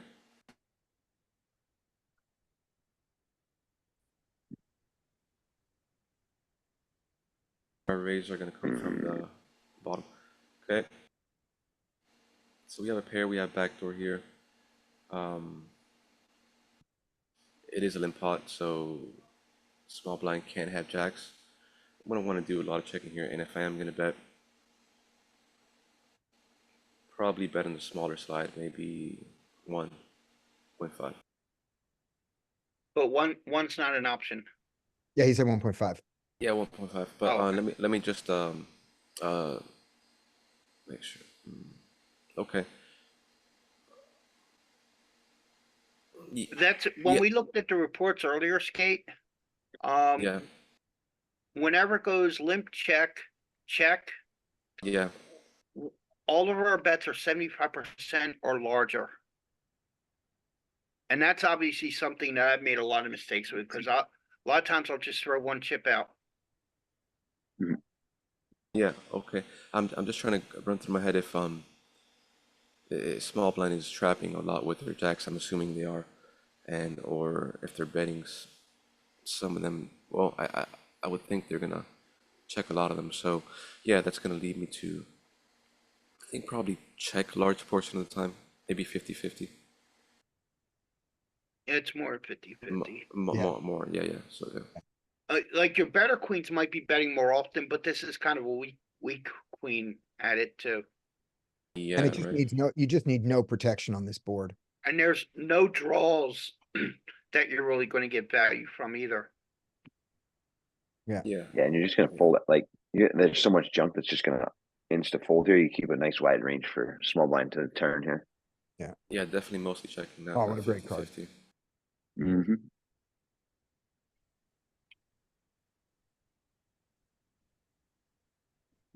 Okay. Well, I assume that small blind would have probably bet his strips by now. I'm gonna go ahead and probably bet for value. Okay, so we still have a bet. Yeah, bet 75. And mostly bet do some checking. I'm on team check. Oh, and I'm wrong. Perfect. Yes.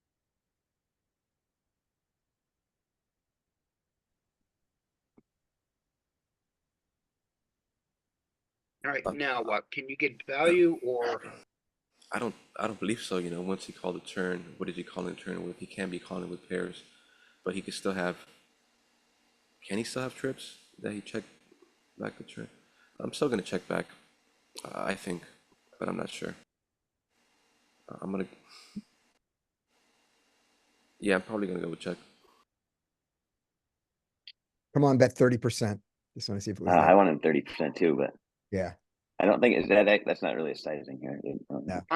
I thought there might be more betting. I'm surprised that this is checking that often. Yeah. Oh, yeah. Yeah. Like I was not in disagreement with the check. I just thought there would be a little bit more on this side. Mm-hmm. Yeah, I would think so too. Like some betting. Oh, look at But- this though, Scotty. Yeah. When it does bet, it bets Yeah. in position on the river 30%. Yeah. Yeah. That's the mistake you can make. That's a legal mistake. Yeah. Yep. There we go.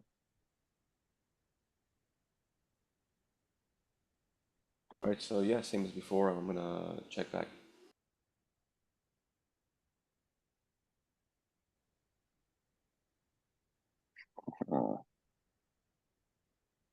We have a draw. We're gonna do some checking. Probably mostly betting because he would have bet his ace by now. Let's go ahead and bet. Yeah, 1.5. Mostly You check. have marginal value. Yeah, right. We do have. Oh, We only have a draw, queen high. Yeah. I don't Uh-huh. know. I thought with the deuce three and having this pair and draw, like Well, I was just immediately thinking like tripling off here. Like this is gonna be big. I'm gonna try to make it big. I mean, I think it's fine. It- It's got the exact same EV. I think the small blind has more aces in their range than we do. Yeah, that could be a good point. Probably a good rule to not like blast off on ace side boards. But we can call a check raise with this hand, so And pair plus draw is Yeah. commonly a stub, yeah, we got a pair. commonly a bluff. right, but now we can't. So so this is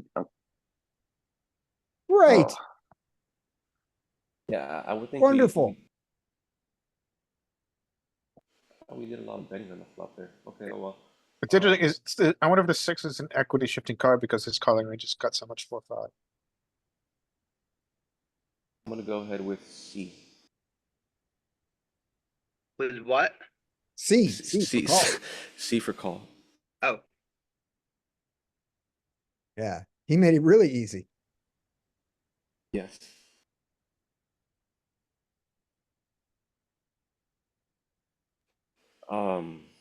Yeah, check back. I think, yeah, check back. oh, weird. No reason to bet fourth pair, right? Or, Only if you're gonna try to get him to fold a 6. yeah, but What what? is this? Only if you want to Um, turn your 3 into a bluff, and given that you have spades, I think you don't want to. Yeah, let's go ahead and If that's check. his instant folds or spades. you're a check. Yeah. And one more hand. Oh, Hey! oh, so wait a second. We checked flop, right? That's how we played this. No, he bet the flop. Okay. Yeah. All right. Yeah, it's small bet. And then the other guy bet 1 to try to get to buy a cheap river, and we went, sure, we want a cheap river too. Yeah, I would not have thought that Solver would have done the 1. Like I'm thinking like I'm playing against some like old guy sipping coffee or something. That's like trying to see a cheap river. Yeah. Yeah, it's a weird sizing. All right, All right, C8. all right, all right, so.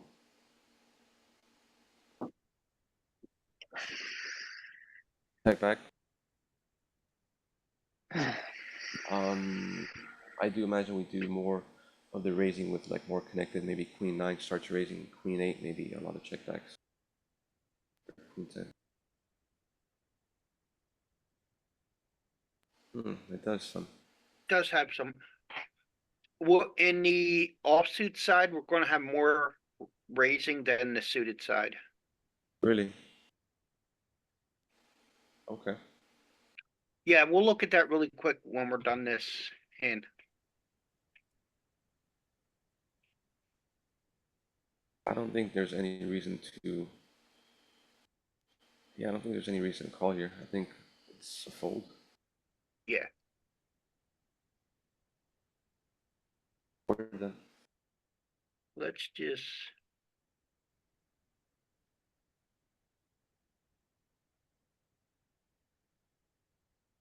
So. Pre-flop.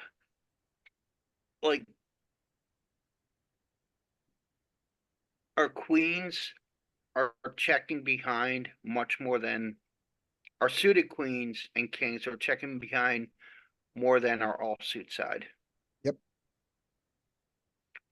In fact, on our offsuit side, everything except for ace eight for some reason, but that's got a little sliver, so I'll find it. Yeah. Has a raise. And this area is raising because it's the bottom suited, bottom end is suited.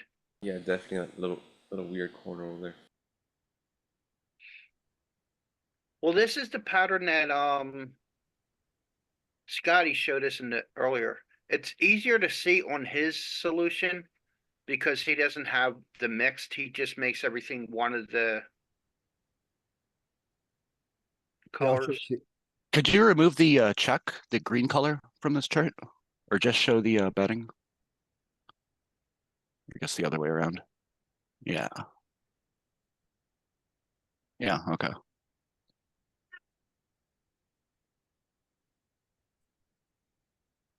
I just find it's a little bit easier to visualize the raises when there's so many of them on Yeah. a range like that. Yeah, let me show you a Well, thing here. when there's so Totally. many and your range is that wide, it's not easy to visualize the range in any way whatsoever. So here's my simplification of that. So the greens aren't the pure calls. What I did was I took the lowest frequency raises and made them green. I took the highest frequency raises and made them all red. And then I distributed pink is half, gray is quarter. But you can now see the pattern very clearly. Yeah, Yeah. I like that. That you've got this area here with a lot of checks. King, you could simplify this and go king deuce through king nine. You could make all these checks here if you wanted and make all this red.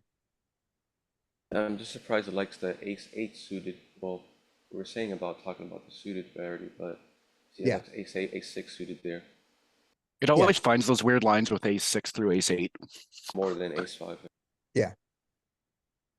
But that's a pattern there. Yeah. That's easy to, the part of this that would be very easy to implement is take all your, leave your ace five in there because it's the solver special. You always know that, right?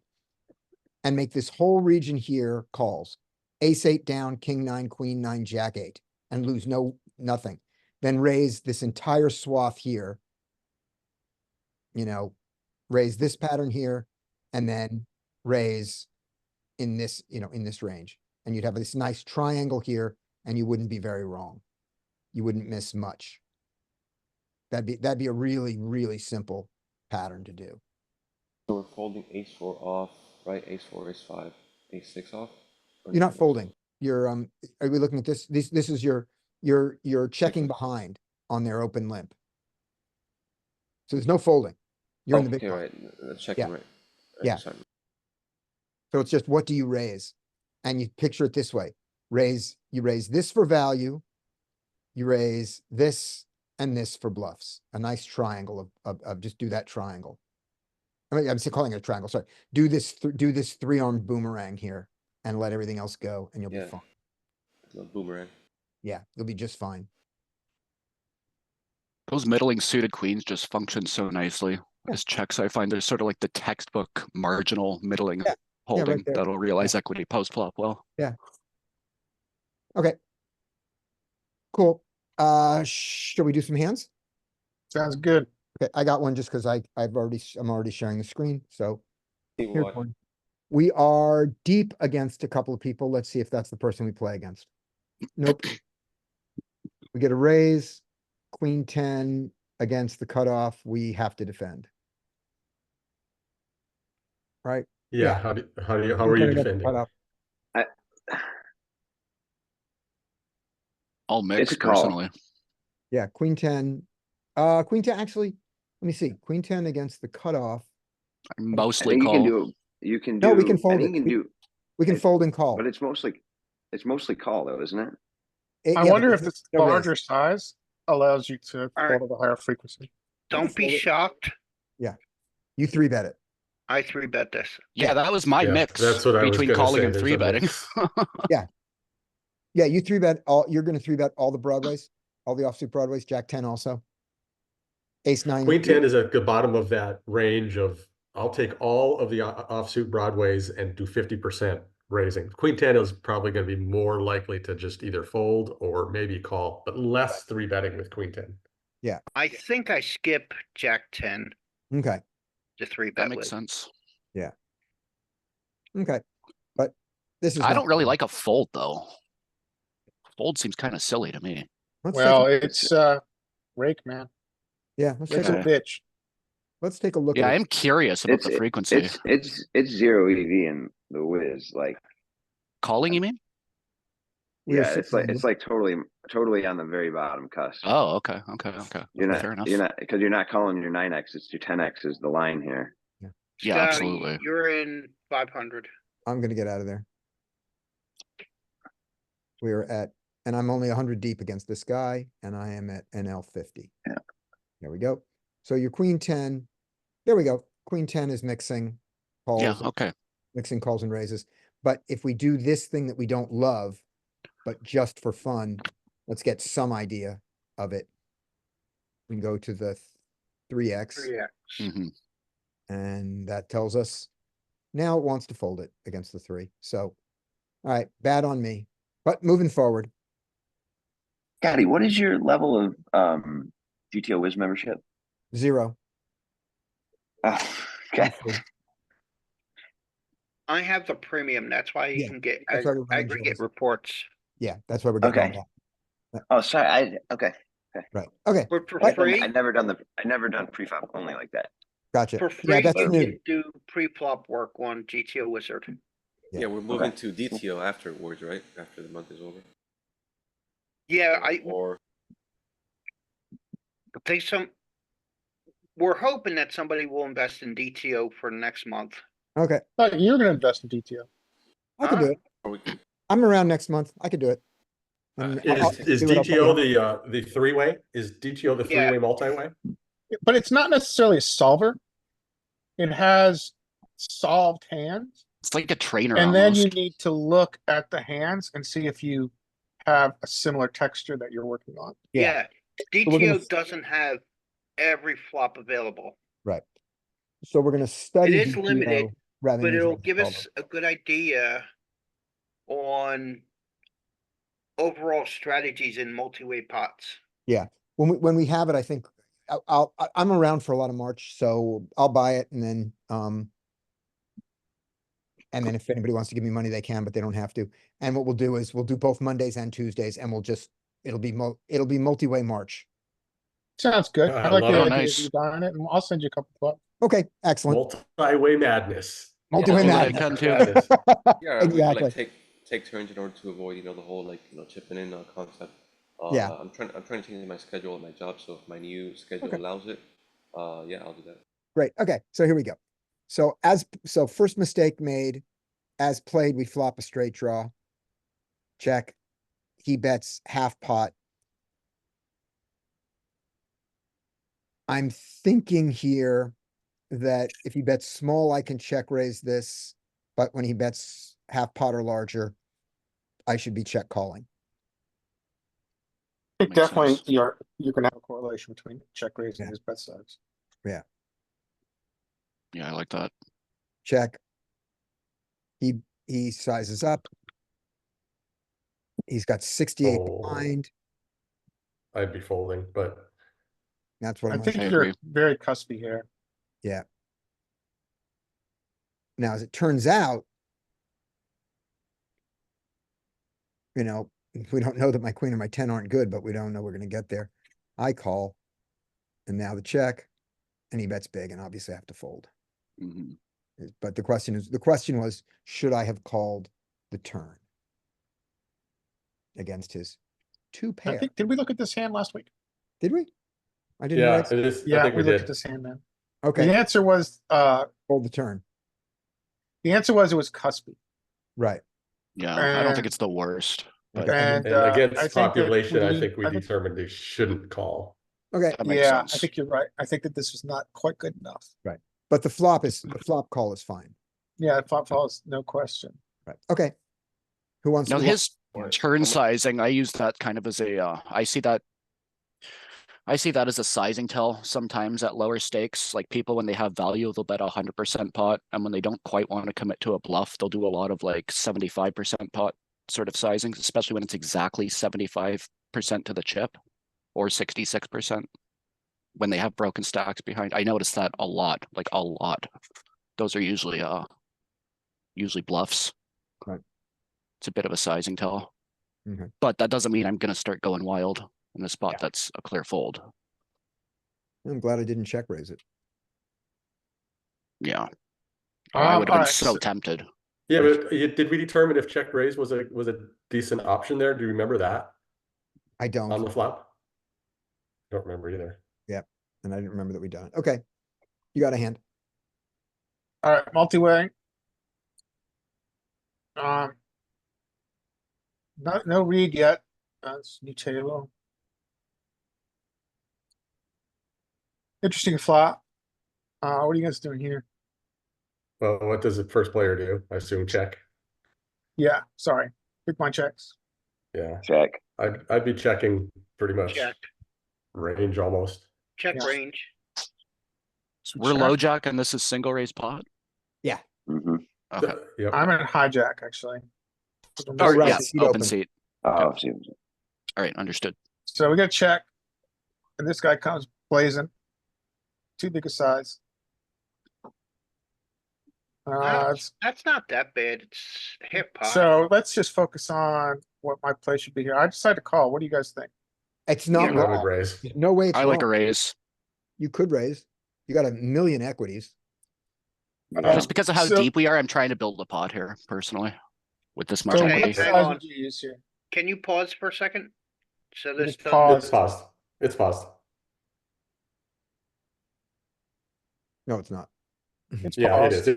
It is. It's paused. That thing runs, is? but it won't do anything. Okay, good enough. All right. okay. He bet into two other players. Which has it's a strong range.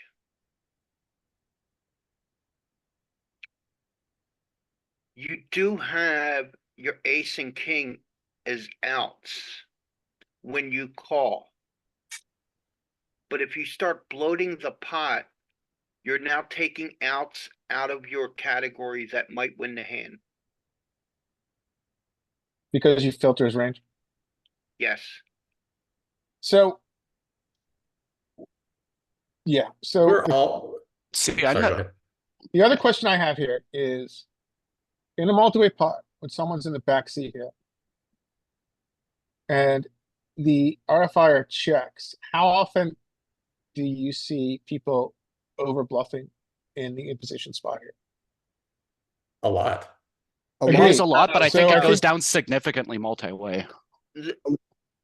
I Alright, think, yeah, from it's my probably experience, stakes I think based people because people who underbluff are this studying spot. it all will understand how to play multi-way. But I think, at the lower stakes, this is 20 and now. This spot, I think, gets over bluffed at some frequency. No, it's my experience, it gets underbluffed. Well, we've had Yeah, different I have- experiences, I guess. Yeah, Yeah. me too. Wait. I have too. This spot gets bluffed by the in position player like a lot. I Okay. mean, You see, it- what's, sorry, go it's ahead, Jay. supposed to be bluffed, but I find in my games that they'll check behind their flush draws and only bet their tens or better.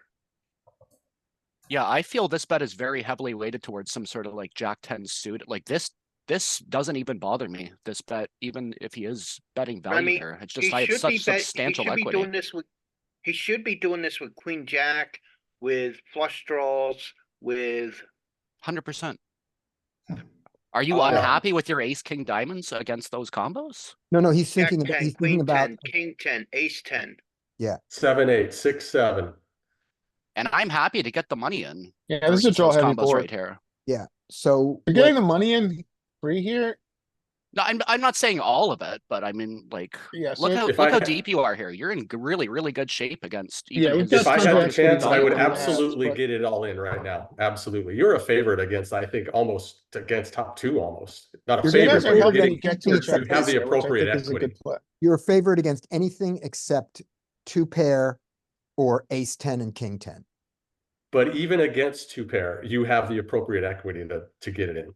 Yeah, even against pocket Wait, fives, Wait, pocket against nines. two pair, you have 30%, 35% equity. Yeah, you don't want to get it all in. You don't want to get it all in as an underdog. Right. But you don't have, you don't have to be against two pair. I was just saying that as long as he doesn't have, as long as he doesn't have ace 10, king 10, or two pair or better, you are the favorite in this hand. You have 15 outs. Yes, that's what I'm saying. Against the range of hands, I would absolutely 100% get it in here. Yeah, if you get, but you're not going to try to get it in here, right? That's not Yeah, your, that- Yes. Oh, yeah, absolutely. oh, if you check raise here, If I check raise and then he shoves, I would call. Yeah, same. Like, I mean, I'm check raising like expecting to get a call a lot of the time. Then I barrel turn and then I get a fold. I fold out his 10 or his 9. And his draw is probably call. Or like these are the sorts of hands that can really go wild and you're just in really good shape a lot of the comp against So a it's lot of the interesting comps that go because wild. his hand, or you'll see as this hand progresses, how this plays out. So I chose to call here, which I think is fine. I think you guys have some really good points about XRing. I do I think like calling's call. It's just as not a good mistake. too. It's Yeah, just it's not a fine. mistake to call. Yeah. And what size are you gonna go? Are you gonna go 16 big blinds, 12 big blind? If you raise, If we check raise, Well, yeah, probably go to 14.5, 15. 16 60. minimum, maybe even 20. I'd Okay. have to look at the pots, the stack sizes, 60. thinking about getting it in on the turn. Mike, And you're a or savage, river. man. Yeah, no, I agree I with like that. your play, and I think it makes sense. So you're I going chose to call. 10x to get it in on the turn? 10x? Yeah. That would No, be I the s- size that to would get be it all like in on the turn. You'd have to no, I go wouldn't go about 10x. 40. I said like 16 minimum, maybe 20. He's never going to call 10x with anything you I- want him to call. Right. Well, So I have a 10x is question. not really a thing, but I So can I have see a a question on 4x. If you really believe that we have got that we're trying to get it all in on the flop, which I think we're willing to get it all in on the flop, but we don't want to. Well, that's a good way to say it. I agree with that. When we check raise, we are perfectly fine with him folding because because although we're the favorite, we don't have 75% equity in Yep. the hand, you know. So we don't mind a fold. Agree. All right. Well, also That's really the let's thing. Why wouldn't we do the insane thing of check raising all in, which I'm against, just logically? I think you have too much equity to do that. Like, there's just going to be too many ways this hand plays out where it's going to become a premium value combo for you and Yeah. you want to extract Okay. maximum value. Yeah. So Okay, I think well- I'm fine with the check call. You were saying, Joey. let's take another step back.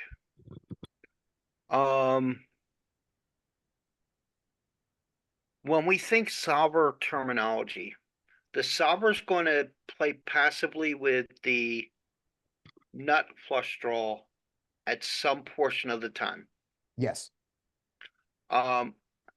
Also, we need to have enough value hands in our range to give us enough bluffs.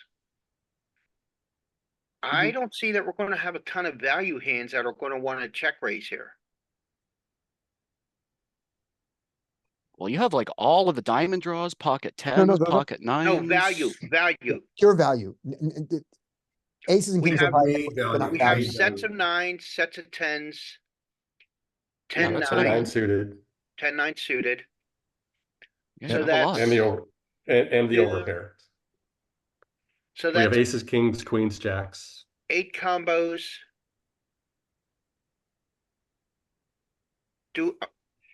Is Jack's strong enough to check raise? No, maybe not. I'm just Yeah, saying we have that that's- overpair Jacks is gonna advantage. check raise more than aces. I would go reverse linear on the So overpair. alright, so that's 6. So we have about 12 combos or so that might want to check raise for value. And we're going to have more flush draws than just ace high.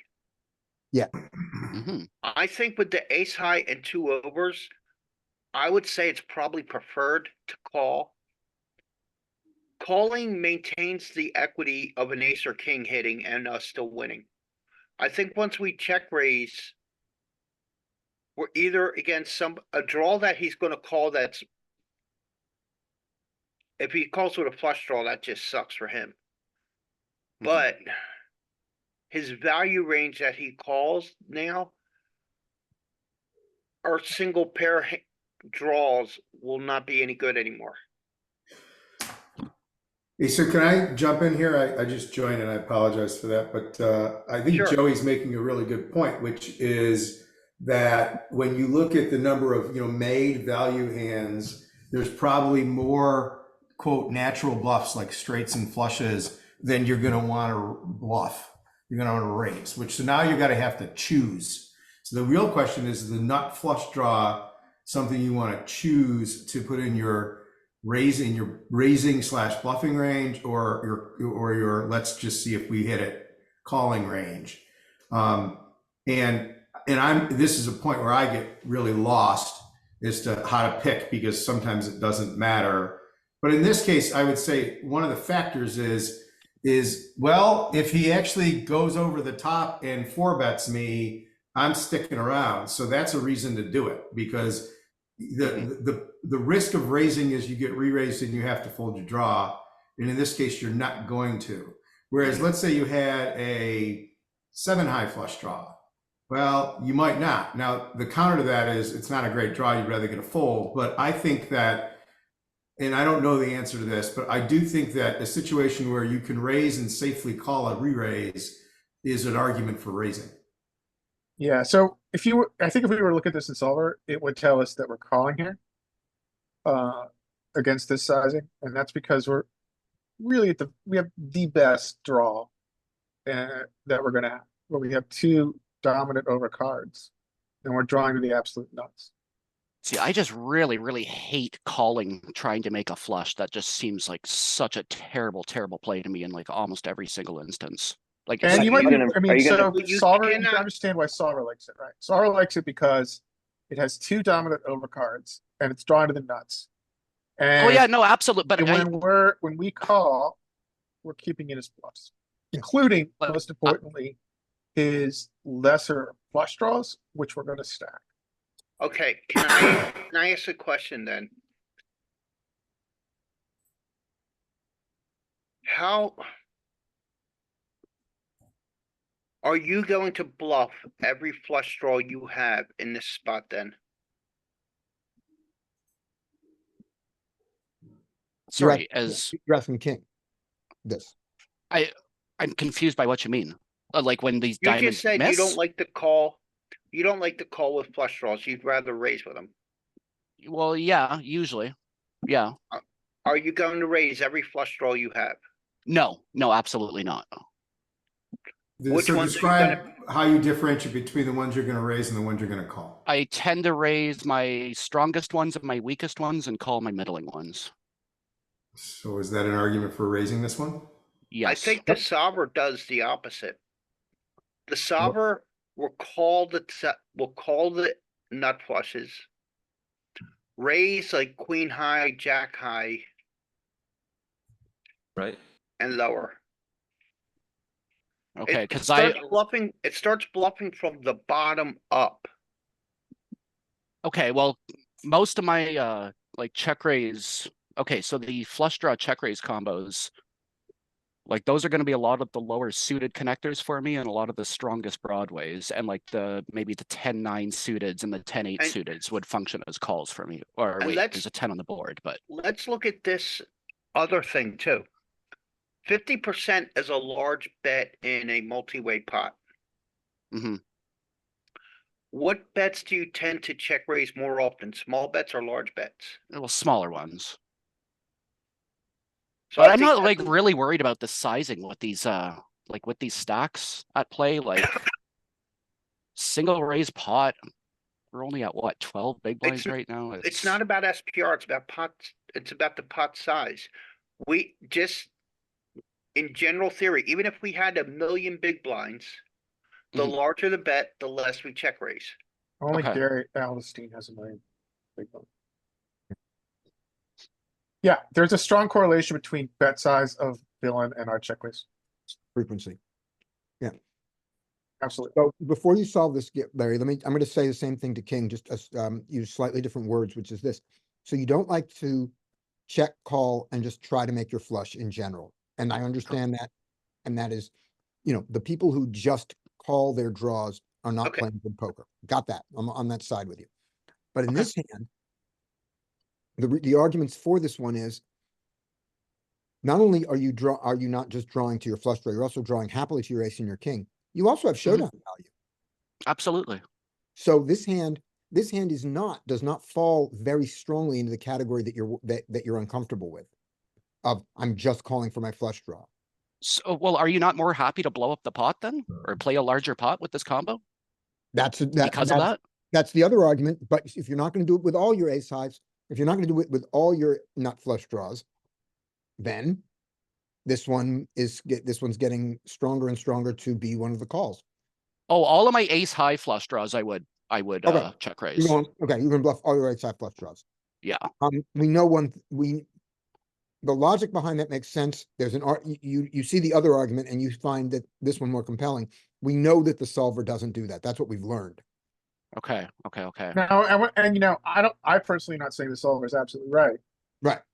I think that we have to take the solver with a grain of salt against population, especially someone who now is using too big a size Mhm. to bet in a backseat multi-way, right? Now, I don't think this is too big.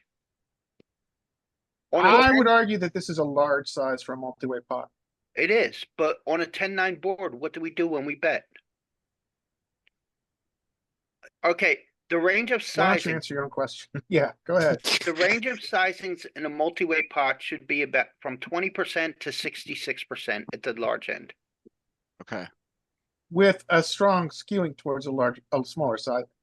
Correct. No, is that So I multi- think this is a large size for a multi-way pot. It is large, So but we what are do we do agreeing on 10-9 So I don't boards? understand what you're Joey, emphatic. let me answer this one. Joey didn't mean it wasn't large. He said it wasn't too large, meaning the guy wasn't making a mistake. We need to respond to this like large sizing, which lowers our check raise frequency, as opposed to we need to look at this guy like a fish because he made it. That's the difference. Correct? Is that what you meant, Joey? Yeah, I was Okay. also going to say on a 10-9 board, when somebody does bet, they do tend to bet on the larger side of the range of bets that they are supposed to choose from. Right. All right, so this is not right, obviously, because it's multi-way, however. And I think also, this will go our to the MDF is going to be conversation different. of, let me finish what I'm saying, please. This will go to the conversation of where our check raises are coming from, which I think is Yeah. interesting. So we'll give him a 50% bet. So he bets. Now, where do our check raises come? And let's just look at our flush draw. Yeah, so there's a really strong correlation between Wow. our kicker Yeah. and where it wants to come from. This combo draw is beautiful, obviously. So it's But- literally the one ace X combo that I want to check raise so bad that it's not check raising here. Yeah. Yeah. Yeah, ace, And, king, and that ace, I think queen. just comes down to what our equity is, right? So Yeah, our equity is so high here that generating folds with lower equity hands has a lot of value. Okay.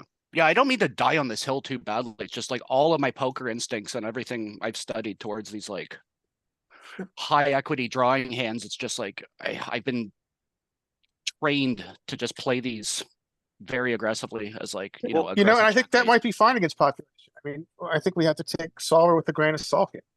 Okay. Again, The way I- against a villain who took a large size. Mhm. Okay, before we move to the turn, Joey, you were about to say? the way I explain it is that, and I also say this to people who want to bet with like pair plus flush draws. You're checking them more often than was historically traditional in poker. Pair plus flush draw was almost always assigned to blow up the pot. Okay. But when you start blowing up the pot, now you're depending on hitting the draw. Because now your pair, the more you condense his range by blowing up the pot, your pair actually has less chance to win. Pair plus flush draw I play is calling a lot more than Correct. raising. And the ace king, ace queen fits into that same category. Okay. Okay, that makes sense. Now Because notice when we give him a smaller, more conventional size. Now, yes, we're have significantly more check raise. Right. So we're check raising 30% of our flush But it draw still doesn't nuts find and it with the well, let's do Nope, this. still doesn't it find the top. doesn't change the ace king or the ace queen too much though. Okay. Okay. Yeah. And then we go Great. to I appreciate all 50, that. And the ace Give him queen the goes 75. away. it goes down significantly. and then give him the 75 because that's in range too. 23, 20, 11. Yeah, it's just a And then- strong correlation, Yeah, I see that. which is interesting, right? I mean, well, it's an easy heuristic to know. I mean, Yeah. that's an easy one to take away from this. So take it So to even the, it's 50 here, and then, it folds out a lot, doesn't fold out. All right, I chose to call. This hand gets more interesting, by the way. It's already So- been pretty interesting. Holy. One of his bluffs get here. yep. We choose to check in flow. This is obviously a good card for him, I think. He polarizes.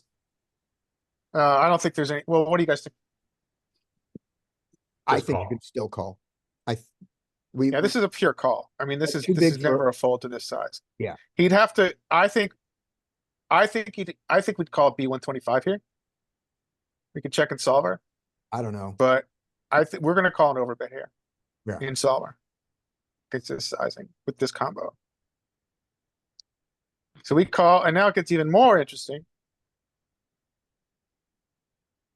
This is an equity shifting card. Very much so. Question, do we ever block that here? Hey, can I ask a question? So you say it's an equity shifting call, but the polarized bet, you're ahead of his bluffs and you're behind his value because his value is the straight.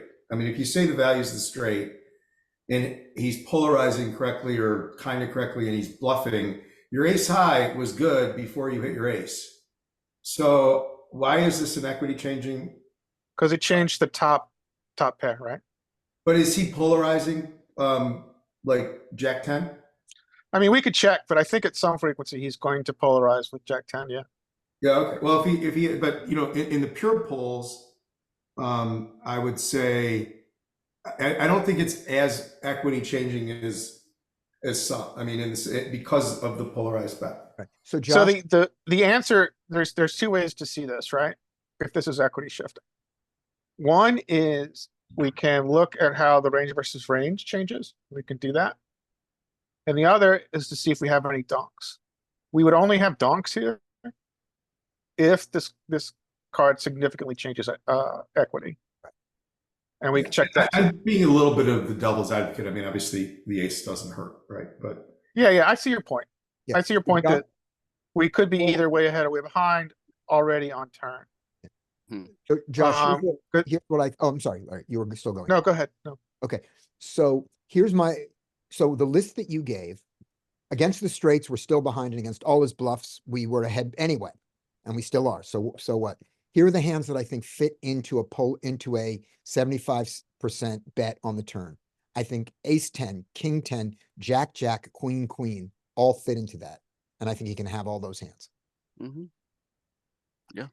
Yeah, for So sure. I think all those, and we shifted equity against all of those except for the ace 10. yeah, and I think that's, again, I was just making the point. Remember, it's only 12 on the turn. It's only 75% on the turn.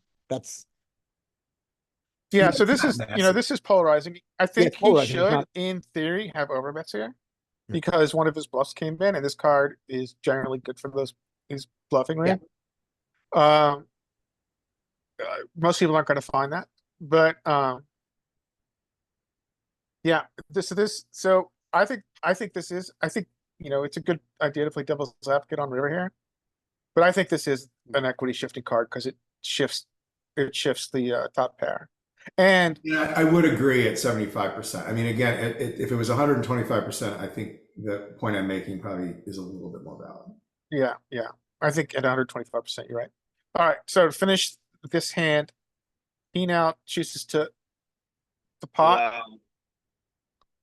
and so he's now triple barrel in position, big sizing, starting with it being a multi-way hand. Sigh guys and do? call. Pray for a queen jack. So are we ever beating value? First question, are we beating value? Not No. really. well, wait a minute, hold on. Does he ever is there any ace queen he can do this with that makes sense? Any ace jack he can do this with? No. Well, yeah, we have the ace of diamonds, so he can't have any of the diamonds. So hard for that. So Mhm. I don't think we beat his value. I think we have a pure bluff catcher. Yeah, I think we he's just gonna- blocked too many of his bluffs too. Like He's probably got holding the 10-9. diamonds is not good. So Yeah. we have a pure bluff catcher, right? And I Agree think on we- that. And I think we should bluff catch. Oh, Are so we that's interesting, beating, Scotty, are we because blocking any of his bluffs? Yes. all the diamonds. Yeah, we're blocking a ton of his bluffs. That's why Okay, so that's the a bad diamonds thing, are right? not good. And so the other question is, human like the player tendency. We don't know the player tendency. He's new. And then the third question is population. Right. Fourth question is population. Is this an over bluffed or under bluffed line? Under Under probably. bluff. Underbluffed. Okay, so I saw two bad things, right? Blocking his bluffs. Fourth bad thing, under bluff line. Mhm. However, we've got very top of range. So I rolled, as I will do in these situations. I rolled to call 30% and I rolled a fold. 10-9 or queen jack. Oh, we don't even get to see it. We'll get to see Sorry. it. And now But here's let me- here's the final of this story.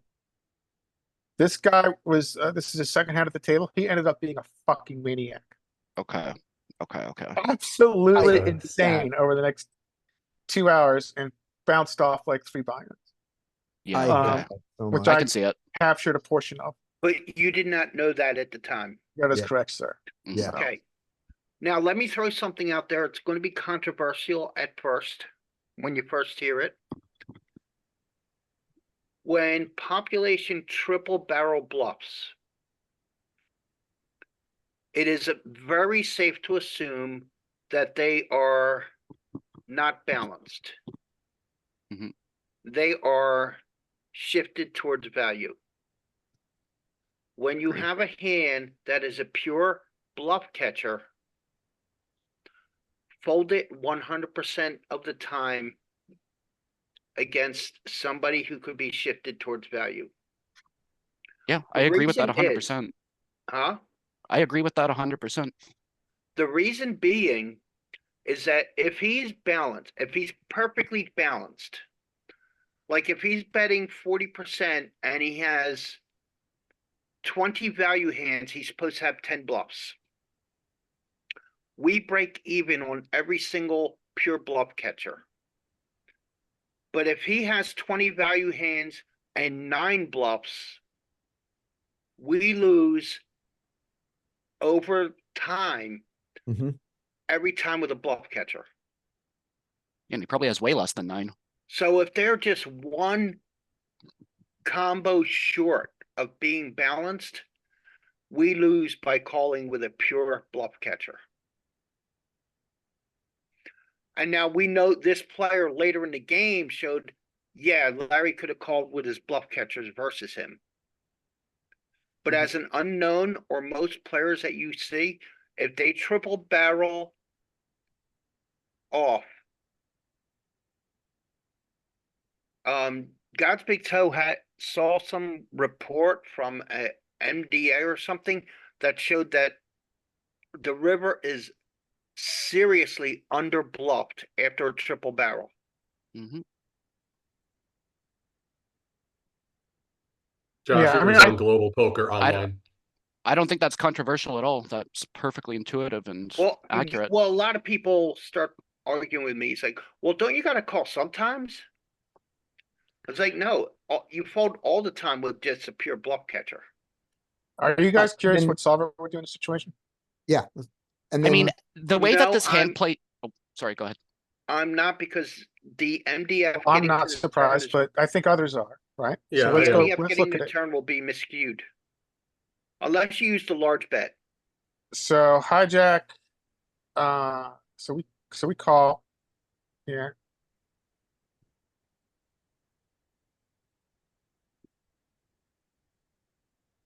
Six of spades. Larry, was this live or online?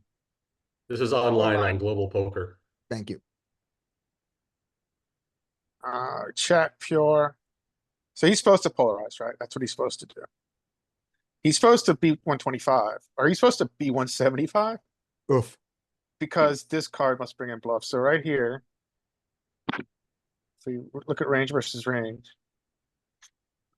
He's got an equity advantage already, right?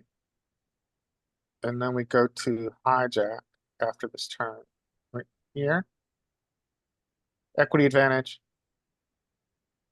Oh, and so it shifts because he's filtered our range with his bet. Right. So now we check. And the question to me is, what's our calling threshold with this combo, right? So first question was, as we get to here, let's see, how much did this shift the equity before he bets? Okay, bet. so.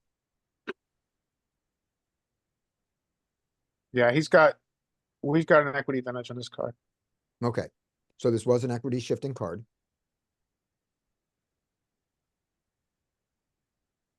I think it's more about our range filtering, because we called this bet, right?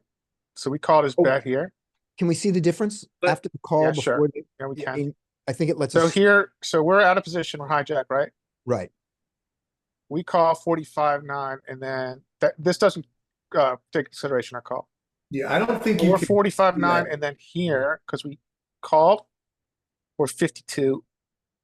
Okay, the only thing it- we can do is change the call. Oh, the 6. Yeah. I meant whether the ace was an equity shifting card. Oh, okay, so that's river. When we get to that, that was Josh's question. Okay, yeah, sure. So we check here. And he's supposed to polarize, right? So in game he uses let's just go through it again in game. So in game he uses 75. And we're calling pure, and we're calling with a pretty high EV here, probably winning a bunch of chips. Winning like 3 chips. And so let's just go through this threshold real quick. So button bets, so now let's give button a B 125. And we're still calling. Right? Yeah. And then let's give him what he's supposed to use, which is an insane B 175. And we're now shook. That's why. Yeah. That's why Silver uses the B 175, because it wants to make hands like mine indifferent, which is what it achieves. But obviously humans don't have to do that. So strategy B75, we call. Now the question is equity shifting, right? So what was it? The Ace of Ace clubs. club. ace of clubs. So here, our out of position equity is 44. This card comes, and the other question we have to ask, Josh, is so the equity doesn't change when this card comes, but Okay. and we don't have any donks here. Nicely done, Josh. See, not I to, just, one of the strongest takeaways I've gotten from a guy I listen to a lot is, when you don't raise into a polarized bet, because you're just folding out the bad shit and you're keeping the stuff that's beating Yeah, you. And yeah. there's a lot of corollaries to that, and this is one of them. Now, Yeah, I think you're right. Larry, can you hear me out for a second? Go back to the button on the flop. I'm proposing we give him a larger bet. The reason being, in a multi-way pot versus a heads-up pot, our MDF is lower. Right. So let's get our MDF. we're there. going to be filtered out more, quite a bit more than we are with a 50% heads-up bet. Okay, well, let's just finish this out first. Oh, I thought we were there.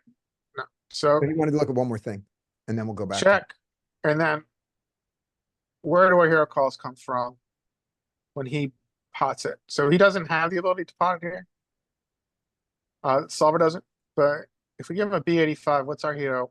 Do we hero? We're indifferent. We're right? already We're folding. indifferent as fuck. Yeah. To use a technical term.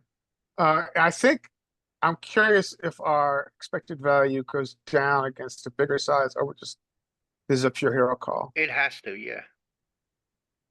Yeah. So yeah, against his, it's hard. We're right in the middle.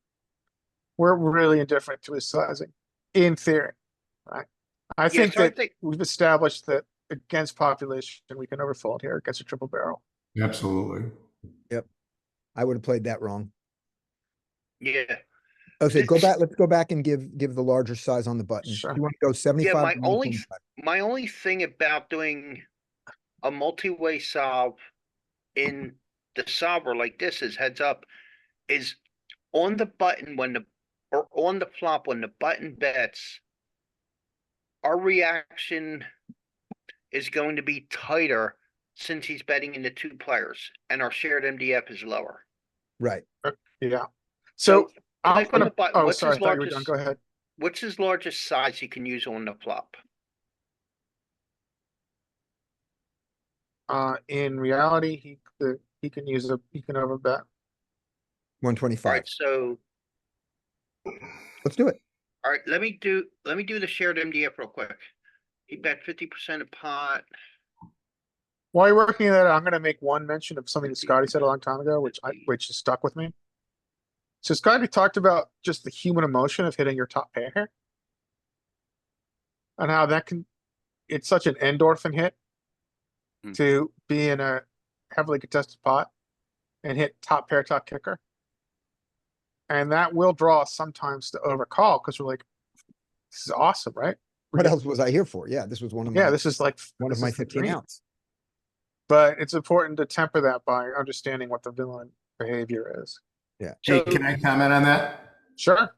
So I think it's a brilliant observation. And, you know, I years ago, I was learning to fly, and you read magazines and they tell you about, you study all the things that are going to get you into trouble so you can recognize them quickly. And this is a really good example of something that gets you into trouble, is when your hand improves on the river, but it really doesn't. You gotta ask yourself, and a lot of times it's like you hit two pair, but you were afraid of the flush. Right? In this case, you hit your pair, but you were afraid of two pair and straights. So the fact that you had ace high or a pair doesn't matter. But to identify that, to say, whoa, wait a second, I just got this endorphin hit and I'm not gonna crash the plane because of it, is a really good live's the wrong behavioral talent as opposed to technical talent. Yeah, well, that's one that Scotty brought up maybe a year ago, who knows? But yeah, it really stuck with me. It's important to understand our emotional response versus what our strategy should be. alright, so if we go Personally, back I'm never excited to be calling one pair versus like a highly polarized Right, line right. on a river. Yeah. But you do, I mean, but you know, again, it's really the point that you could probably come up with an example where you would get excited and want to slow down and think twice, right? Yeah, so that's a common problem. I think or not that a problem, goes but- away with experience too, though. I don't know. Or Well, I it mean, but reduces on this with particular experience. on this particular Precious. hand, when that ace first came up, the number of us who said call, just that was our first response, was pretty high. Agreed. We didn't get to the fold till we just. Some people might have been on it immediately, but several of us. Oh, yeah. Fold I was be definitely convinced advocating. I mean, I fold. was check raising from the flop. I Yeah. tried to kind of shut it down so I don't have to play those rivers. And also, one thing about rivers, like I swear, it's the single most valuable piece of poker advice I've ever had. Don't be a hero. Like, there's Yeah. no reason to be calling off. There's no reason to be hero calling rivers for your whole stack. Just fold. Yeah. You know, unless it really, really, really makes sense. It saved me a ton of money. Well, the tool I use here is that I do think that we need to call at some frequency, and Solver shows that. However, I don't think we have to call as often as Solver. So I'll roll a small number here. I'll call 20% of the time. Like in the hand as played, when we're facing a 40 big blind, 100%, like I just kind of sigh and call and know that I'm losing. Yeah. So yeah, I don't know if that's going to win you money in the long term. Well, no, but that's what I mean. I try to avoid putting myself into those spots as any way that I can. By check Yeah, we- raising the flop. Yeah. And so it's Yeah, almost like so- your check raise on the flop is kind of where you at check raise. So here's what I'd say about like mixing the call here is I actually wouldn't. I mean, once I determine that they're under bluffing, I'm folding, because and really what I ask myself often, just for the context, I'm mostly a live player, is if I can't think of decent, like real value I'm beating, I'm folding because they're under bluffing, and so I don't need to mix. the stuff that doesn't beat any value. Right. And here I would Yeah, that's say, smart. two pair is the value threshold, maybe even, yeah, let's call it two pair. So Yeah. it doesn't matter because they're under bluffing. Yeah, that's consistent with don't be a hero too. So Yeah. So what size? I do you appreciate want- that. What size do you want to push it up to on the flop, Joey? Do you want? Do you All want right, I to- just did the math. Yeah. 125 on the flop should filter us the same as a multi-way flop. Right. Pot would filter us. Let's do that. So we got 125 on the flop. And our ace king suited calls happily. Now, the rest of the hand, we should have, the range should be very, except that the button is gonna have I think, a larger betting range. It's definitely an approximation, but Yeah, we still want to make the, I think Three this still, bet, this makes it 75%. closer yeah, because it filters the ranges differently. So now it's going to use like a 2E, right? So it's going to use like, it's using over pot, which is, I think, close to a 2E. but our guy didn't. So our filtering is still the 75. So we, okay, so we can That- have some 75. It's not very much of range, but we can do that. Is Yeah. that what we want to do? In this exercise? Yeah, let's do it and then let's do it with that size first and then quickly we'll go to the other one just to see the result. So Yeah, the ace- so let's just look at range here. So this begins to fold, this line does begin to fold out some of our best flush draws. And I Yeah. think this comes down to blocking their bluffs, right? So Right. ace, queen, ace, jack are blocking queen, jack. It's blocking Broadway, it's blocking queen, jack. So it's blocking their bluffs. So then we're gonna begin to fold here. Right. Does that Yeah. sound right to you guys?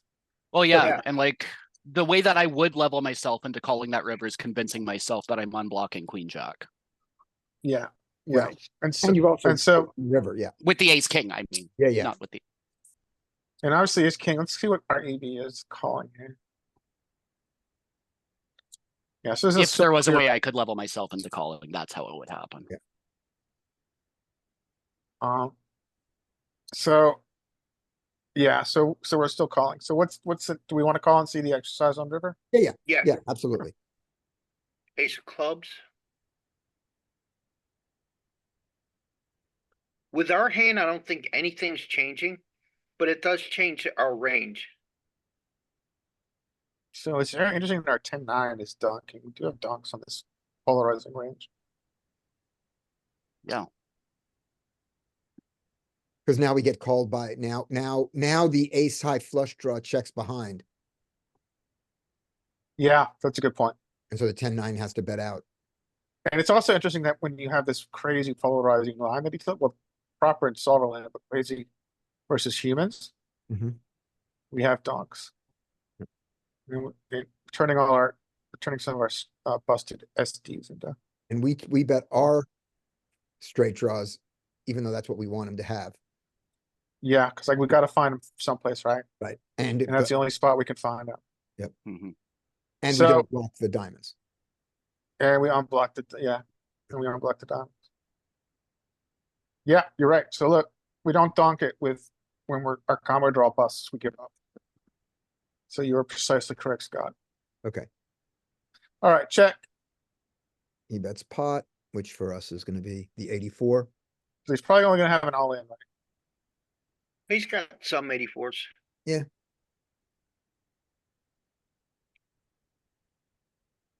we're just indifferent. All right. Now you wanted to see it with the different size really quickly. You wanted to see it with a different size on the turn. I think. There is something I'd like to just check as well. Yeah. And it comes on the flop. When we made this large overbet Sure. size to kind of help with the MDF, I noticed that now we actually start to get some raises, whereas they were kind of pure calls, I think. But now there's a slivers of raises with ace king and ace queen, and I want to see what the EV difference is of calling and raising on the flop. Okay. right? Okay. So go to the hijack node after he bets 125. Our options here with ace king suited, if we roll Okay, over ace king suited, Okay, he bet 125. Ace king suited? yeah, ace king of diamonds. Go ahead and roll over the ace king and Ace king, okay, here we go. yeah, so if you roll over it, we can see there's some slivers of raising now. Then that wasn't there before, which is weird because we've got a really big bet size. Yeah, And that typically, you know, kind of not eliminates, but reduces our raising. But anyway, I was curious about what the EV difference is I between wonder calling if and it raising. is driven by the fact that he's essentially saying, Solver's saying, I'm ready to play for stacks. And so we are too at some frequency with the very top of our range here, right? So we're ready to play for stacks with our top set. However, if we're going to raise with our top set, we're going to have to balance that with some kind of bluffs. It's a lot of bluffs you can balance that with And- here. So if we're going to balance our check raising against this ridiculous sizing, we're going to have to find it from someplace. And so we draw from, yeah, it's primarily our combo draw, right? And our set. And then we're going to have to draw some bluffs from some other areas. Even And king, king. also- So can you roll over the ace king suited and show Sure. the EV difference between calling and raising? Sure, sorry. I mean, this might be a difference in. Not, can you do strategy plus EV? Okay, well, let's look at this first. Okay, it says same. I So think here we go. there's a difference with filtering out to get the MDF frequency and his bet sizing. That in game, us having the same MDF frequency to a half pot bet, ace king would have might have a larger call value than it would with raising. But now that his bet is so large, we increase the bet to help us with the MDF, but it also affects our equity or our EV too. I also think wonder the if when he 50% bets this big, in theory, when he bets this big, he should have a greater amount of bluffs, right? His bluff to value should be Yes, higher bluffs. So if we look at his strat here, yeah. There's really no way to make it Yeah. make a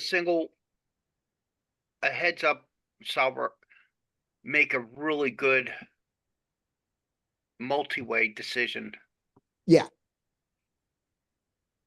so yeah, so where are we now? So we're here on this street.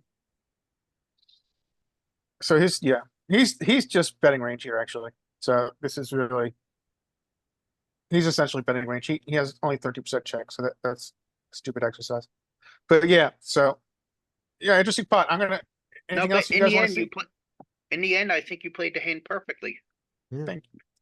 Is there anything any else? So let's see, or should I hand this back? I think we're done with this one. Yeah, Beat this one to no. death. Yep. Painfully perfectly. Who else has a hand? Got some very valuable insights got out of some that one hands. though. Yeah, that was an interesting hand, I thought. Well, especially because like I would approach it so differently. It's really really valuable for me to hear like the logic behind. Yeah, I the mean, different that's what I ways think that the it's most played. valuable thing about these sessions is understanding how other people play it. I appreciate that. Oh, we have aces. I like aces. What is this? 10-handed? So- What site is this? 9. It's It's not nine-handed. Oh, Nine-handed on okay. My ignition. bad. Sorry. So Yeah, we're this only is So on one thing real ignition. quick, King, we found that 9-handed is a lot fishier.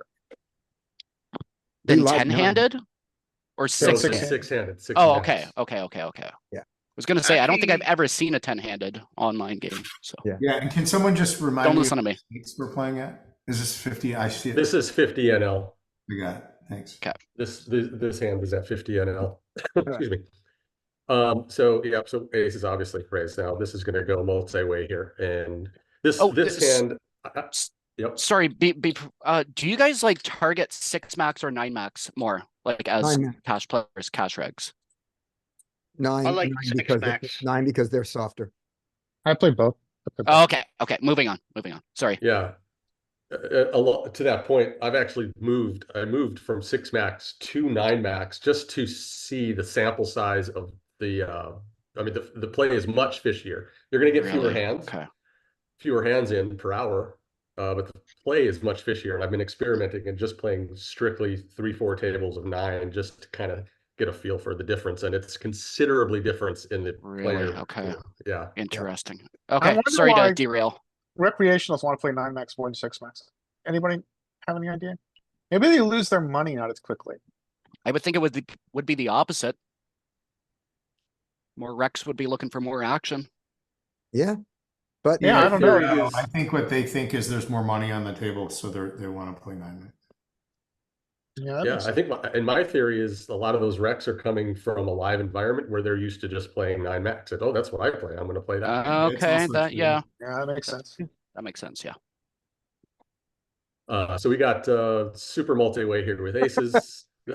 I've We are got a not- couple oh, hands lined we up. are I don't think screwed. this is going to take We were too the long. original raiser, right? Oh, yeah. Yep, we opened. Okay, We okay, opened and okay. got called in 4 spots. Okay. Okay, so check to us in the middle. I check range here. Yep. That is probably the worst possible flop you could ever want to see multi-way with aces. Yep. So bad. Yep. I I'm agree. almost And ready I- to throw in the flag. I hear you, dude. Well, I'm there with you. Joey, let's continue the hand here and foreshadowing. Spoiler alert. Okay, we got a pot. It's a pot size bet and a call. Fold. Fold. Yeah. Fold and cry. Yeah, I like it.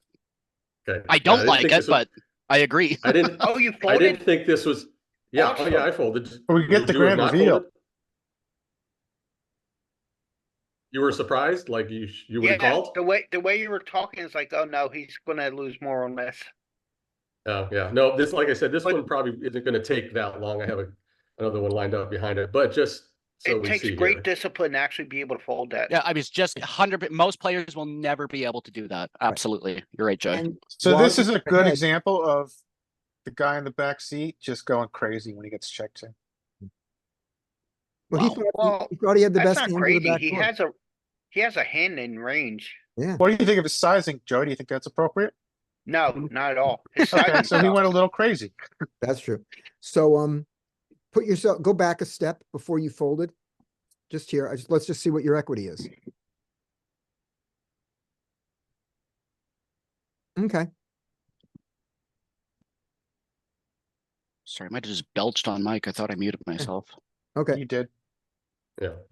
So that Apologize. one was fairly quick. I thought. Oh. Oh yeah, that just added right. Added. Yeah, Oh, but you're still not loving it. nope. No. You don't Oh, know the what they pain. have, but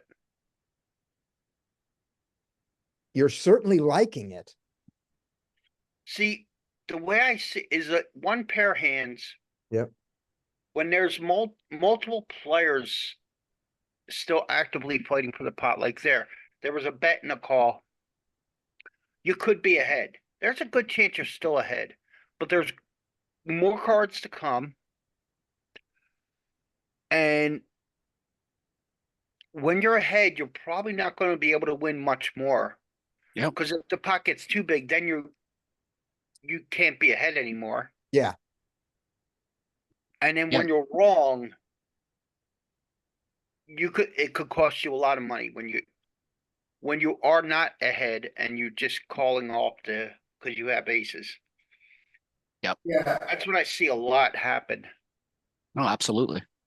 yeah. The simple way I kind of look at this is I'm either ahead with not a lot of equity. In this case, I was. So, like, if you think about aces against the flush draw, when I say not a lot of equity, I mean it's like I'm ahead, but not by a lot, or I'm crushed. And so, if you kind of like think about the range equity of you're either ahead by a little or behind by a lot, you often do not have the odds to call. 100%. And then you add to that, you're out of position. Add to that, it's multi-way. I mean, this gets pretty. Yeah, you don't have the ace of diamonds. It's just like, why? But I actually don't Yeah, hate, that- I mean, I hate the sizing, but I don't hate the bet from the tens. No, the tens are supposed to bet. Yeah. But But on it this clearly board, doesn't understand that sizing in I think- multiple pots goes I down. think a they're lot. supposed to bet about 4. Yeah, I would bet super small, like 25 to Yeah, 33% I would bet max. 4 or less, yes. Yeah. In which case we were gonna call with our aces. I Yeah. don't Well, know. yeah. I Against think 4, I'd need the I would ace of call. diamonds.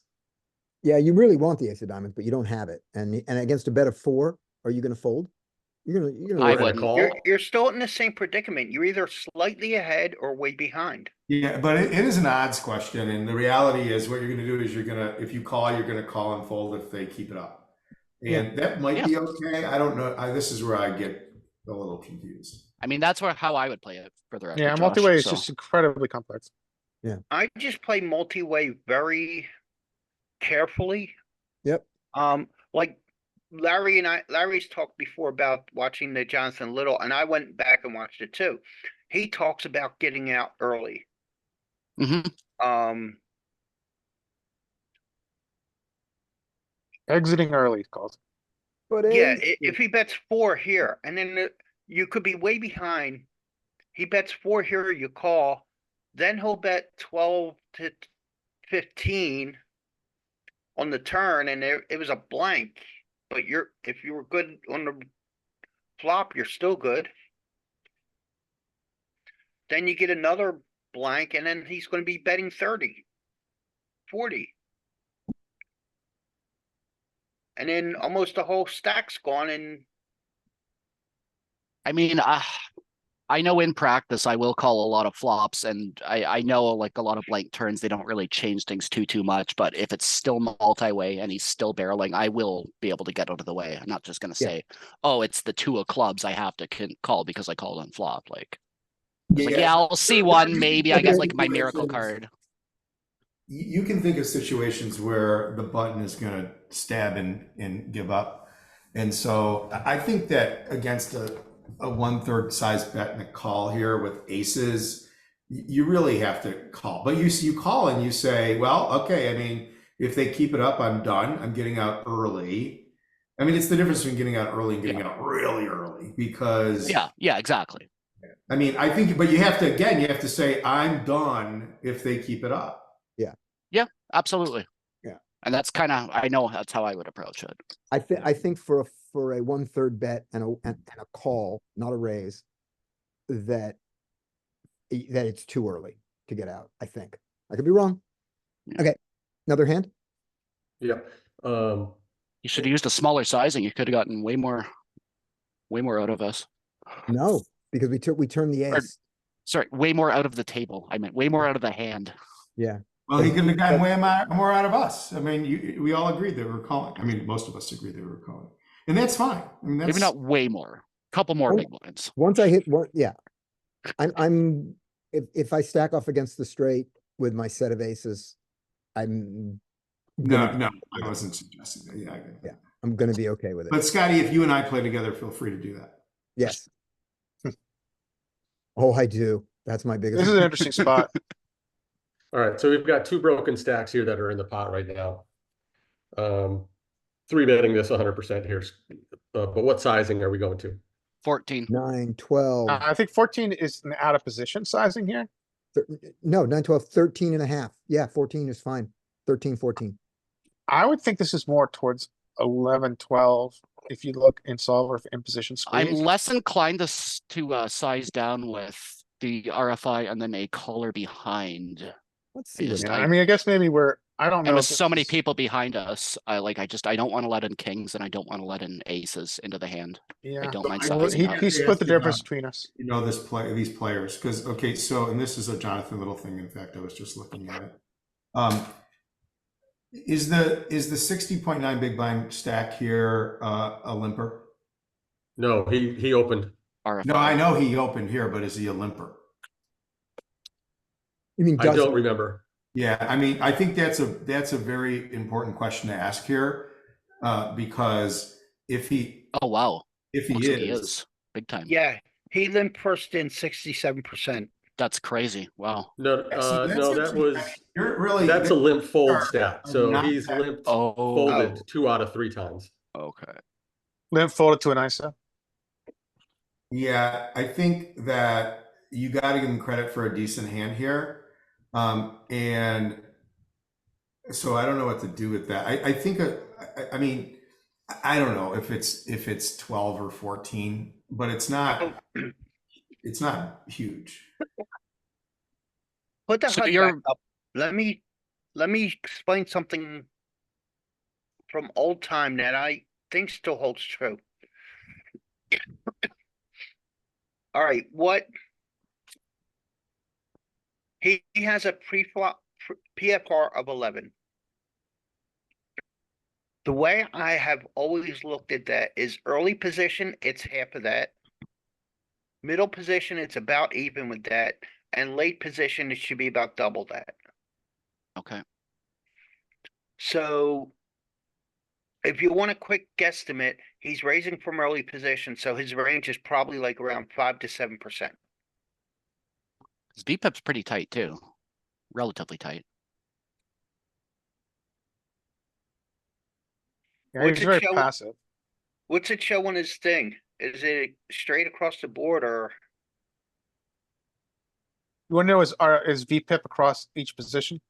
No, his PFR. If you click on it, it'll pull it up there. Right, I was trying. Yeah, you just had it. PFR, EP. No, it looks to be pretty 20. linear, no? 20. Guys, I don't know if we have a big enough sample size You for, don't. Yeah, for positional information. Yeah, I'm just saying that that's a That's pretty fair. strong open in a 50 NL game. If you Okay. think the guy's a limper, which it seems like he is. oh, you have 100 hands on others. I want to see if that still holds true. I If mean, it 80 ever hands isn't held true. negligible. Like there's definitely some info you can take out of that. Yeah, but when you get to positional stats, it's different. Okay, Yeah, Yeah. okay. Because it gets down to, it gets down to you have 8 hands. Okay, understood.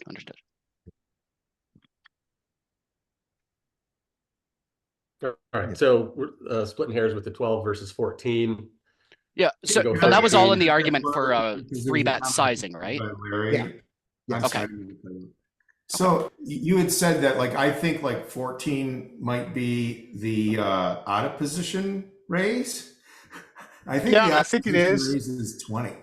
Yeah, I'm with Josh on this one. I think the out of position here is about 17. Yeah, I mean, I Sure. kind of 5x plus 1 out of position in real life because I find it to be really effective. First of all, I just get my 7 blinds, I take it down. Or I kind of, I don't want to say I know where I'm at, but I mean, you don't want to play out of position and you really, you do not, I think you really want to ramp up your out of position sizing. Yeah, I mean, so I'm copying what Wizard is using, and that very well could not be ideal against population. And so I'm curious, so let's I say think this is went gonna raise pretty big EPG too, but open, let's go. button call, and then you are squeezing in small blind. What size are you gonna use? I said 20, and I do realize that's exploitive. If you ask me to guess what they're gonna do, Which It's- is fine, and I'm just very curious about that, about what that does Uh, for you, because it might be something that I would be I interested in usually do- implementing. I usually do pot plus 1 out of position. I do Yeah, pot plus, like pot pot plus plus- 1, pot plus 1 big Mhm. blind or pot plus 1 unit, where here a unit is 3. One unit. Right, Yeah. that's what I was saying. That's what gives us the 17. So 12. I tend to just use the formula 3 times the last plus the rest of the money, and if I'm out of position, I'll size up. In position, I size down, unless there's like some intuitive adjustments I'm going to make multi-way with a Yeah, card or that else- doesn't Well, want yeah, to work that's multi-way, pot- etc. That's pot size. 3 Yeah. times the last bet plus the rest of the money in the pot. Right, Yeah. and so, Then when yeah. I'm out of position, I add another 3. right. for Okay, this. And Okay, Josh, the okay. thing you said was, So out of the simple way to do it is 4 times the last bet plus the pot for out of position, 3 times the last bet plus the pot for in position. okay, I like that. I'm going to start using that. Sweet.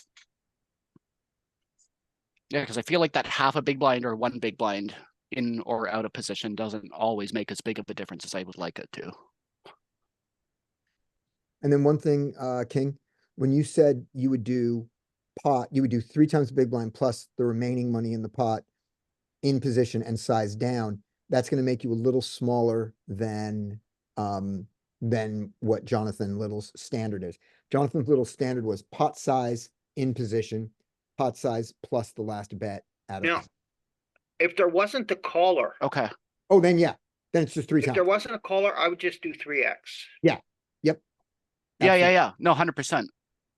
Okay, so you go to 13. Yep, folds around to the original razor, calls, and then the other guy folds. So we're heads up. With a funky SPR. Hmm. Yep, Yeah. with that broken stack and another shit flop for overpairs. Mm-hmm. He checks. Bet I'm 10. betting here for sure. Aiming to get it all in on the turn, most likely. Yep, 10 should do it. Everybody that's- betting? Now, getting it all on turn, Most turns. I think it's too aggressive for this board. A turn that connects with that board heavily, I'm going to be pot controlling. On a blank turn, Yeah. though, I'm going to be happy to put him at SPR 1.0 and jam. Hey, Joey, range the villain. He opened. He's a limper. He opened. He called your raise. What do you have? He's got pocket Well, pairs. He's not a limper though. He raised. He opened. No, up. I'm raised. saying he's a limper culturally that raised. Oh, his profile. Yeah. We do know that for a fact at this point in the hand about this Well, player. Well, he's limp folded 2 out of 3 He has a times. PFR of 11. I mean, it Okay. doesn't take that many hands to decide that he's a all limper. right, so the Okay, way I okay. say is he has pairs. So he has all the sets. He might tens, jacks, queens, probably maybe in his range still. Mhm. Suited broadways. And depending how loose he is on the call, suited connectors or not. Does he rate? He doesn't raise many suited connectors. No. So I would say mostly pairs and suited broadways. So he has all the sets. He shouldn't have 10-8 suited or 8-5 suited. So he And he doesn't has have the straight. And he has ace 9 suited. Probably his pocket tens or pocket jacks. Watch, you're going to bet like a third. He jams, you call, and he turns over jacks or tens. That's probably what happens. Yeah, well, my line was a little different here now. Okay. Like you could check back aces. This is probably a really good spot to check back aces, and you start to bet a little bit more with kings and a little bit more with queens and a little bit more with jacks. Do you think with another third player still alive in the pot, he would just call aces pre-flop? No. No, I'm saying I can check back aces. Oh, you can, yeah. And then, like I said, like if you're with your range there, you can check back aces. You can start betting kings a little bit more than you would aces, queens a little bit more than you would those two, that sort of thing. That sort of linear. Reverse Where So queens needs more protection. Jacks You mean if needs you're a little bit hero more here in this protection. exact same spot with ace, you're going to be checking more? Yes. Oh, Yeah. okay. I'm Yes. betting at the same frequency. Right. See, my thinking was because of his broken stack and this board, instead of going 10, I was thinking more like 6. Go really small, like 20%. Yeah. Yeah, I like 20%. I think that's the right sizing. And then what? Are you jamming on most turns, or are you like No. kind he's gonna of get seeing these- where you're? He's going to go 3 No. streets to get it in. Oh, okay. Gotcha. But I did take, I was thinking small. And again, we've got the stack to pot ratio here where we could probably do it in 2 streets if we wanted pretty easily. So I took this line. I actually checked behind here. Okay.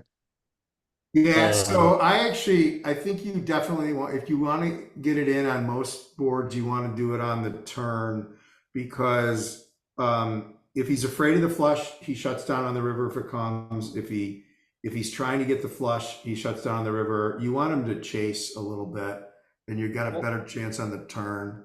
I think queens, even though this is not the greatest board, is a pretty strong hand. So I would probably do this in 2 streets, and I might just jam, but I probably would do it in 2 streets. The one, Mm-hmm.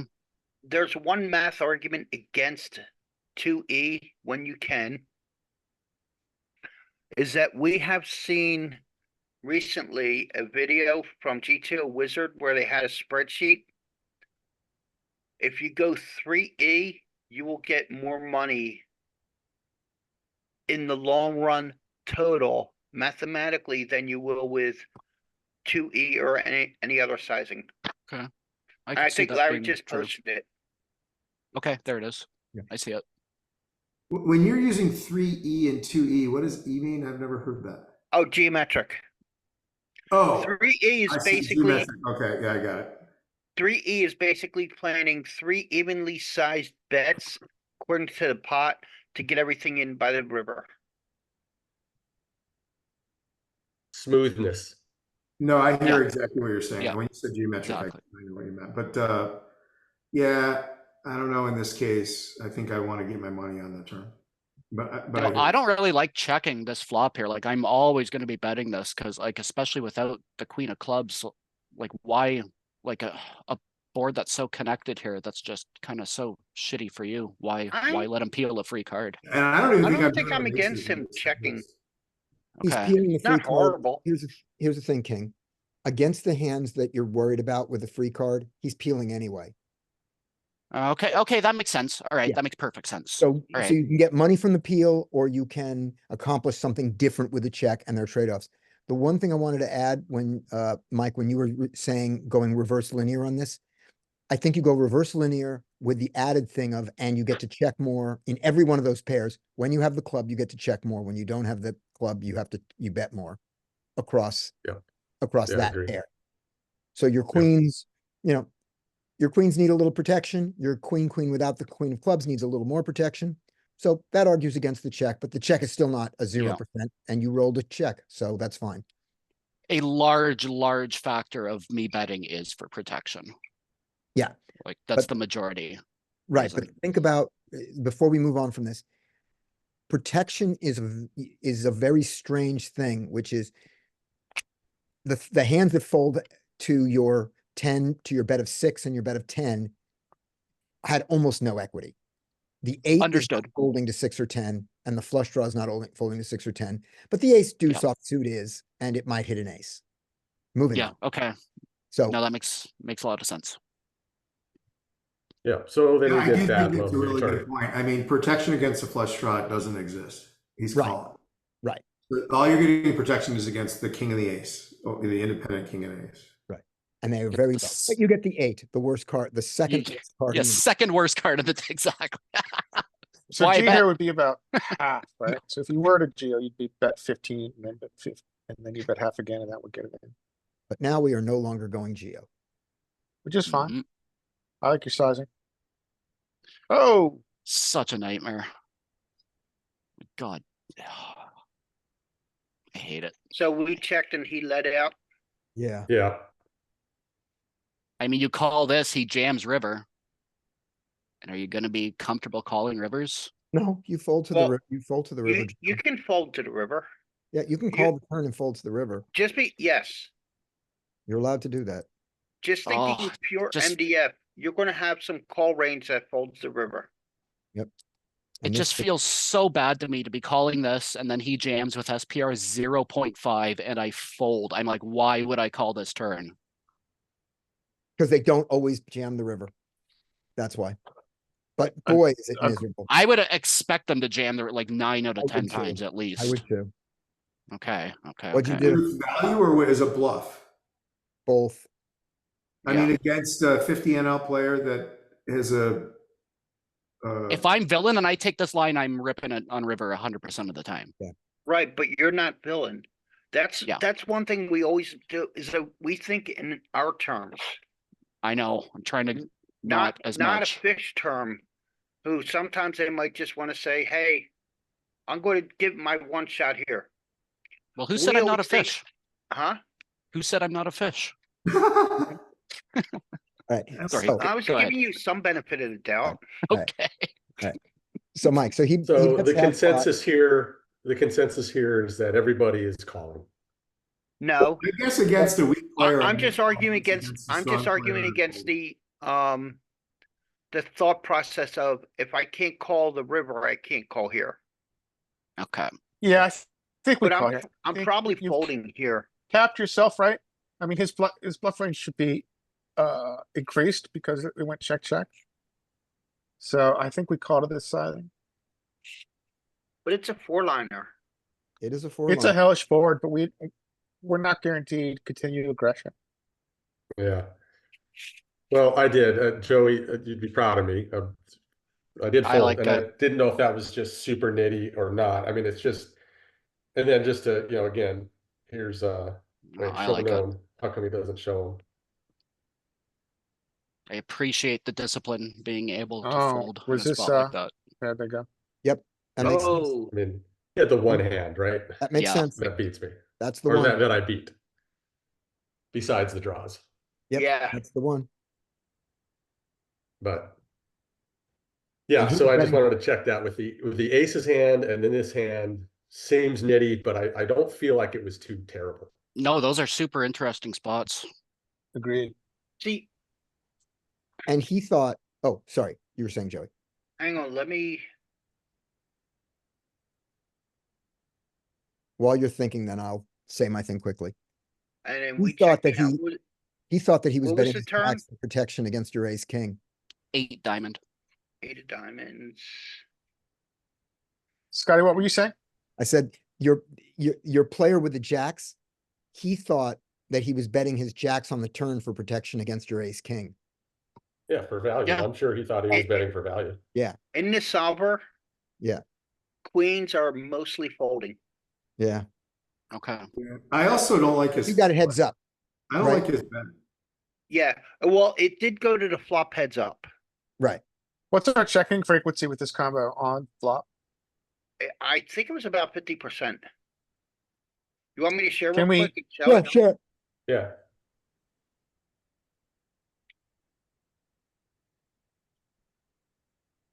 Now, the errors in this solve are, this solve assumes 100 big blind stacks, which they're not, and it assumes a No, higher SPR. No, they it- are. Oh, this you're is doing 50 big blind Oh, solve. great. Great. And so, But the Sweet. one thing I had to do is it has to be 6 max. right. Because I can't do 150 big blinds or 50 big blinds post flop Right. with 9 max. Okay. He was like low jack though, wasn't he? Or MP? Well, we were three-way, so there's some problems with it, but now, Oh, okay. Okay. now gotcha. we're at least we're at a more natural SPR. So this is our range pre-flop. So if he opened early position and a caller, do we still 3-bet all of this? It looks reasonable. I don't,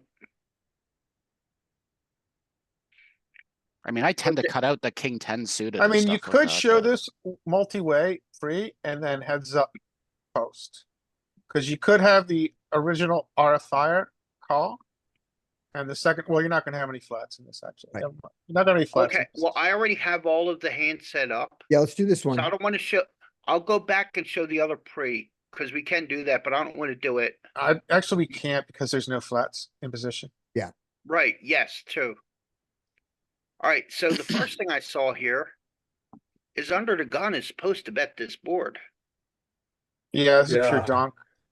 donkalicious. but he does have some checks, so he doesn't break the solver. And we check about 50%. Okay. What suits did you have? Spade diamond.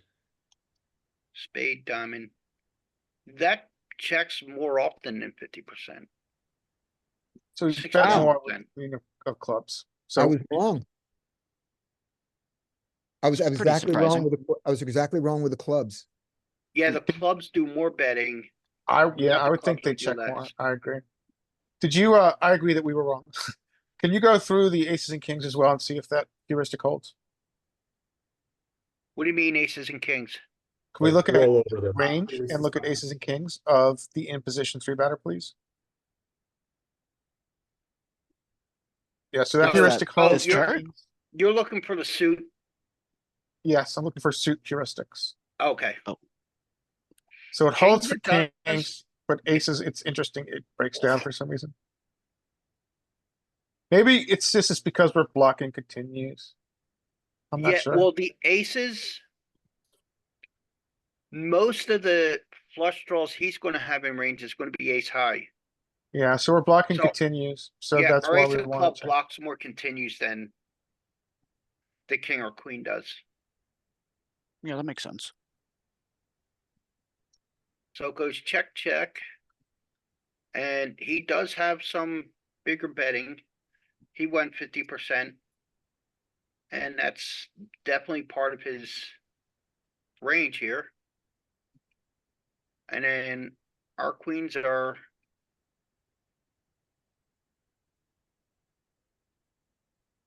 Which is interesting But- because we're blocking the nuts. unless you have a club, Sorry, we're blocking the nut gutter. I'm wrong.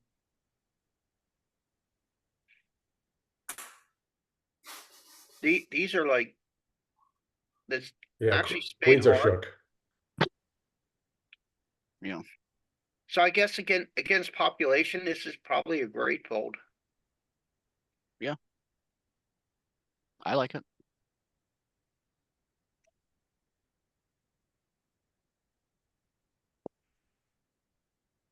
Okay, that one good? You got good with that one? Yeah, thank Scotty, you. you're Yeah. muted, by the way. Too interesting Yeah. hand. You have time for one more? Sure. Okay, this one's a little bit better, maybe a little bit more discussion about bet sizing. And 2E, 3E, and all those wonderful things. So we opened up here in the low jack. Or actually low jack +1, under the gun +2, whatever you want to call it. And another multi-way pot, Joey.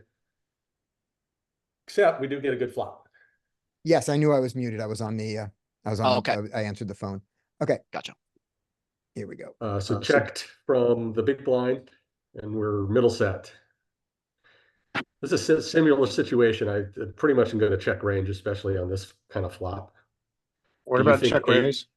Yeah. Well, check raise well, is key. we're here now, so we gotta check first, or we gotta bet. We Yeah, were the I- original raiser, right? Yes. Okay. I like to okay. check.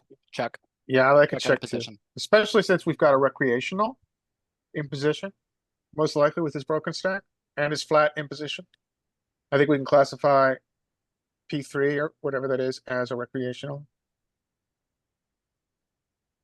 Okay, so yeah, checks there. He goes Right. 3/4-ish, 60-ish. Right.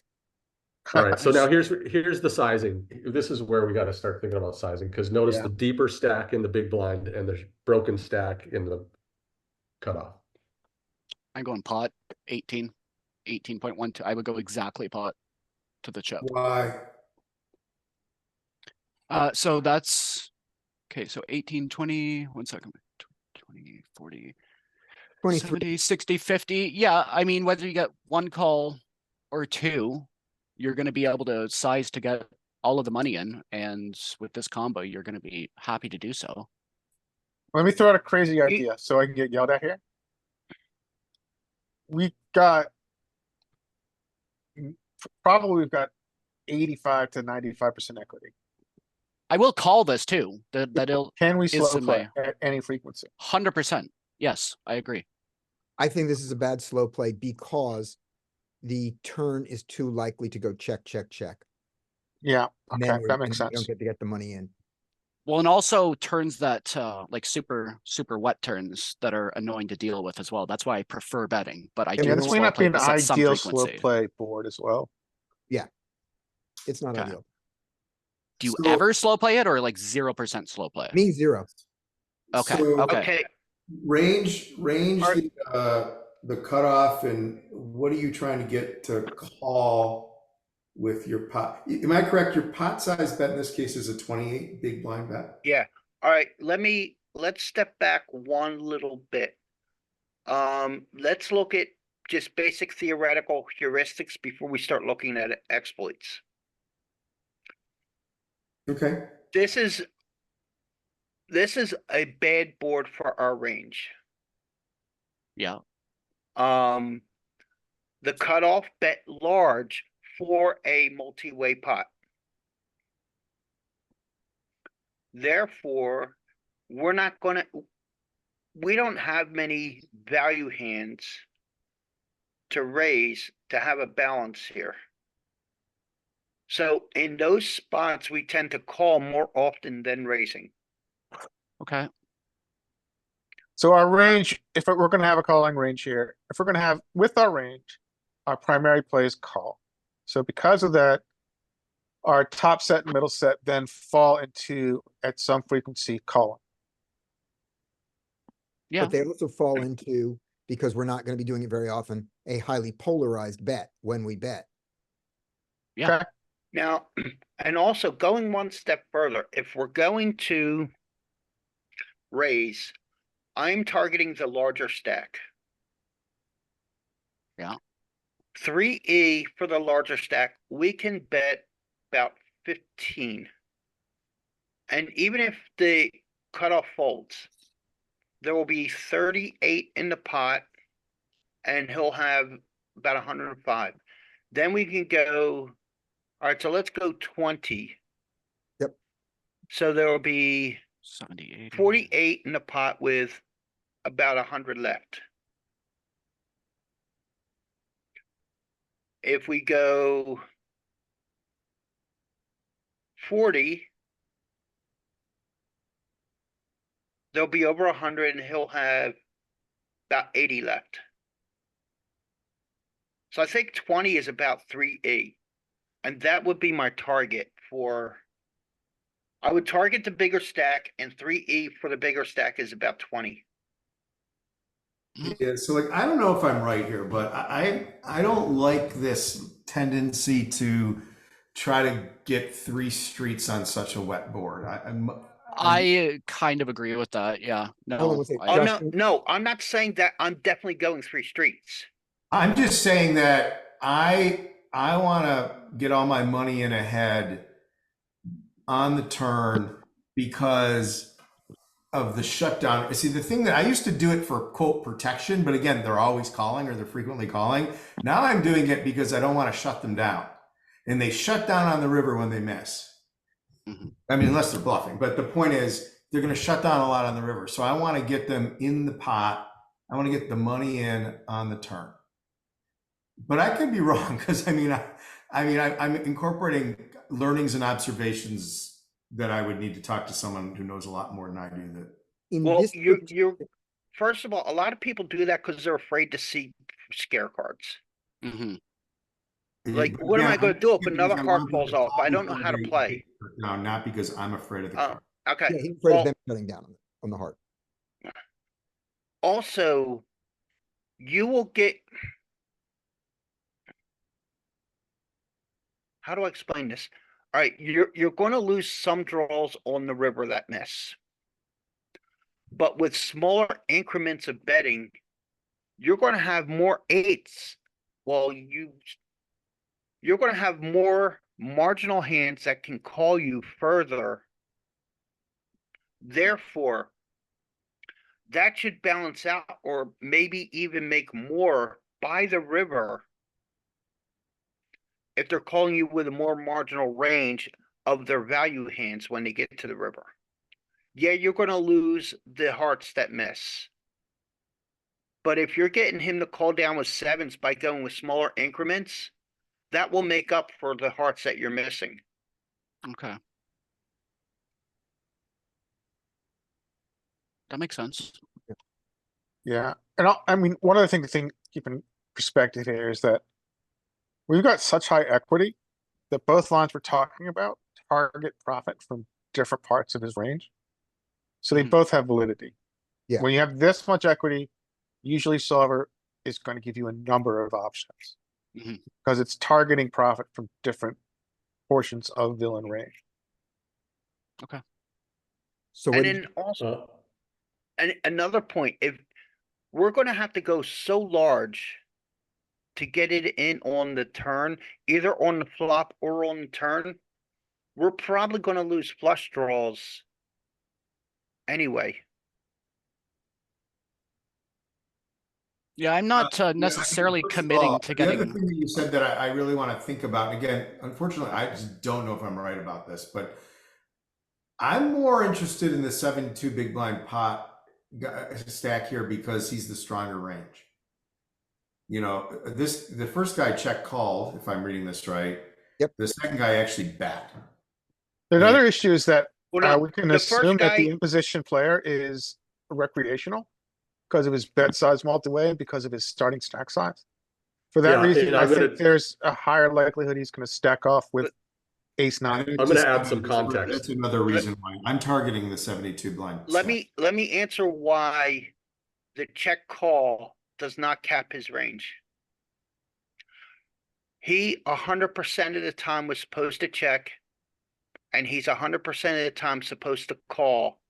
No raises in theory.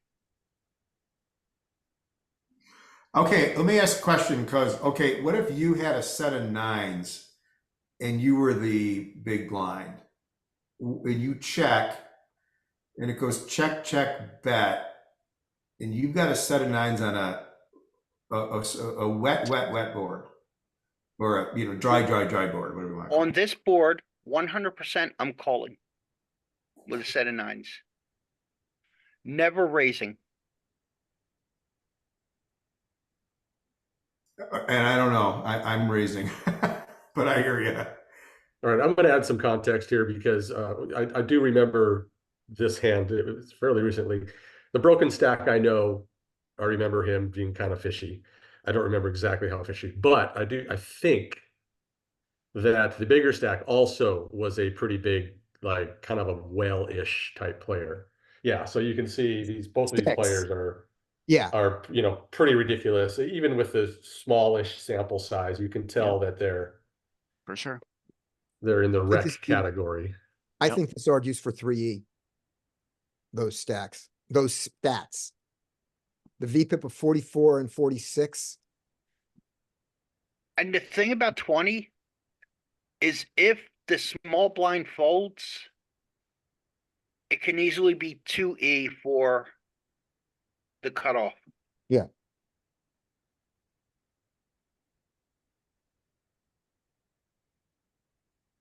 Close enough. But I wrestled with that size. I wrestled with the sizing. I probably would have went a little bit smaller. Like Yeah, I I think was going around like- 20. I was going 18-ish. Yep. But kind of splitting hairs. Kind of. Great. So, yep. So we got the call from the out of position player. Yay. Great. Blank. Nice. Perfect. About Okay, 35, sizing. Half pot. about 35 big blind should. Yeah. That'll make it 120 and he'll have 65. Yeah. So it's like half pot, all in. I go exactly half pot to the chip because I know a lot of people think that's a tell. Yeah, and I did. That's a half pot bet. They take the rake out, Beautiful. Beautiful. but then he folds. So Wonderful. No, I like it. Oh. I like it. still know if I can't see his cards. I don't know why. Mucked. So anyway, okay. Well, no, on ignition, you can go back a day later. Oh, I know. I Oh, do, and okay. that's Oh, why no, I'm just responding to King Concerto who said he mucked it. You can Yeah. muck it on ignition and you could still go back and see his cards. What Yeah, if you go gotcha. back to the beginning of the hand? Does it then reveal from the beginning? That's how we Oh, get you our know what? Monday If you hand do it- reviews. It should do it the whole. You know what? It's because this was last night. I Okay. haven't gotten within the 24-hour window yet. Oh, Okay. Hey, when you do that on ignition, does it go into your poker tracker or do you have to, I mean, how Yes. do you put the answer in there? Yeah, you import it into your poker tracker database. And then, so it updates the poker tracker with the actual cold cards? Uh-huh. Oh, that's oh well. Because they have the same hand number. Ignition is blocked where I live, but I can actually play on Bodog, which I understand is the same player I think pool. Bodog is the same thing with the same rules. Yeah. Yeah, no, I've been playing there at after like midnight, 1 a.m. when my Ontario sites kind of chill out. So here's did an you say you example, had some Josh. hands? This hand was played weeks ago, but you can see it's Yeah. imported all of the whole cards. Yeah. Very cool. I didn't I'm know. in PA and I have a lot of choices to play poker. Cool. Poker stars. That's why Must be I'm, nice. that's where we get all the hands on Mondays when we see everybody's hands and jam through them, is it's all from Ignition. All right, we're gonna have to Are you end guys that. all out? Sorry, am I the only one here from Ontario? I'm the only one with like the provincial Ontario only poker pool. I'm online from pool? Northern Windsor, otherwise known as Detroit. Oh, I have only a Pennsylvania player pool. Yeah. I know how that. Okay, so Unless Are I you go, unless I play ACR. yeah, or like BOL or are you Windsor or Detroit technically? I'm Detroit. I was kidding. Oh, okay, gotcha. Just because it's very Windsor. different in Ontario, we don't have like GG, we don't have Poker Stars. It's all provincial versions of those clients, similar to the way Pennsylvania, Wisconsin, New Jersey. Yeah, It's I think we Wisconsin, should. The Michigan, same I mean. player pool as the PA Poker Stars. Okay. I was just curious if you guys deal with that dynamic as well. Some of us do. I mean, it has its pros and cons, right? So Let me stop the recording here, before we finish out. Bye, everybody.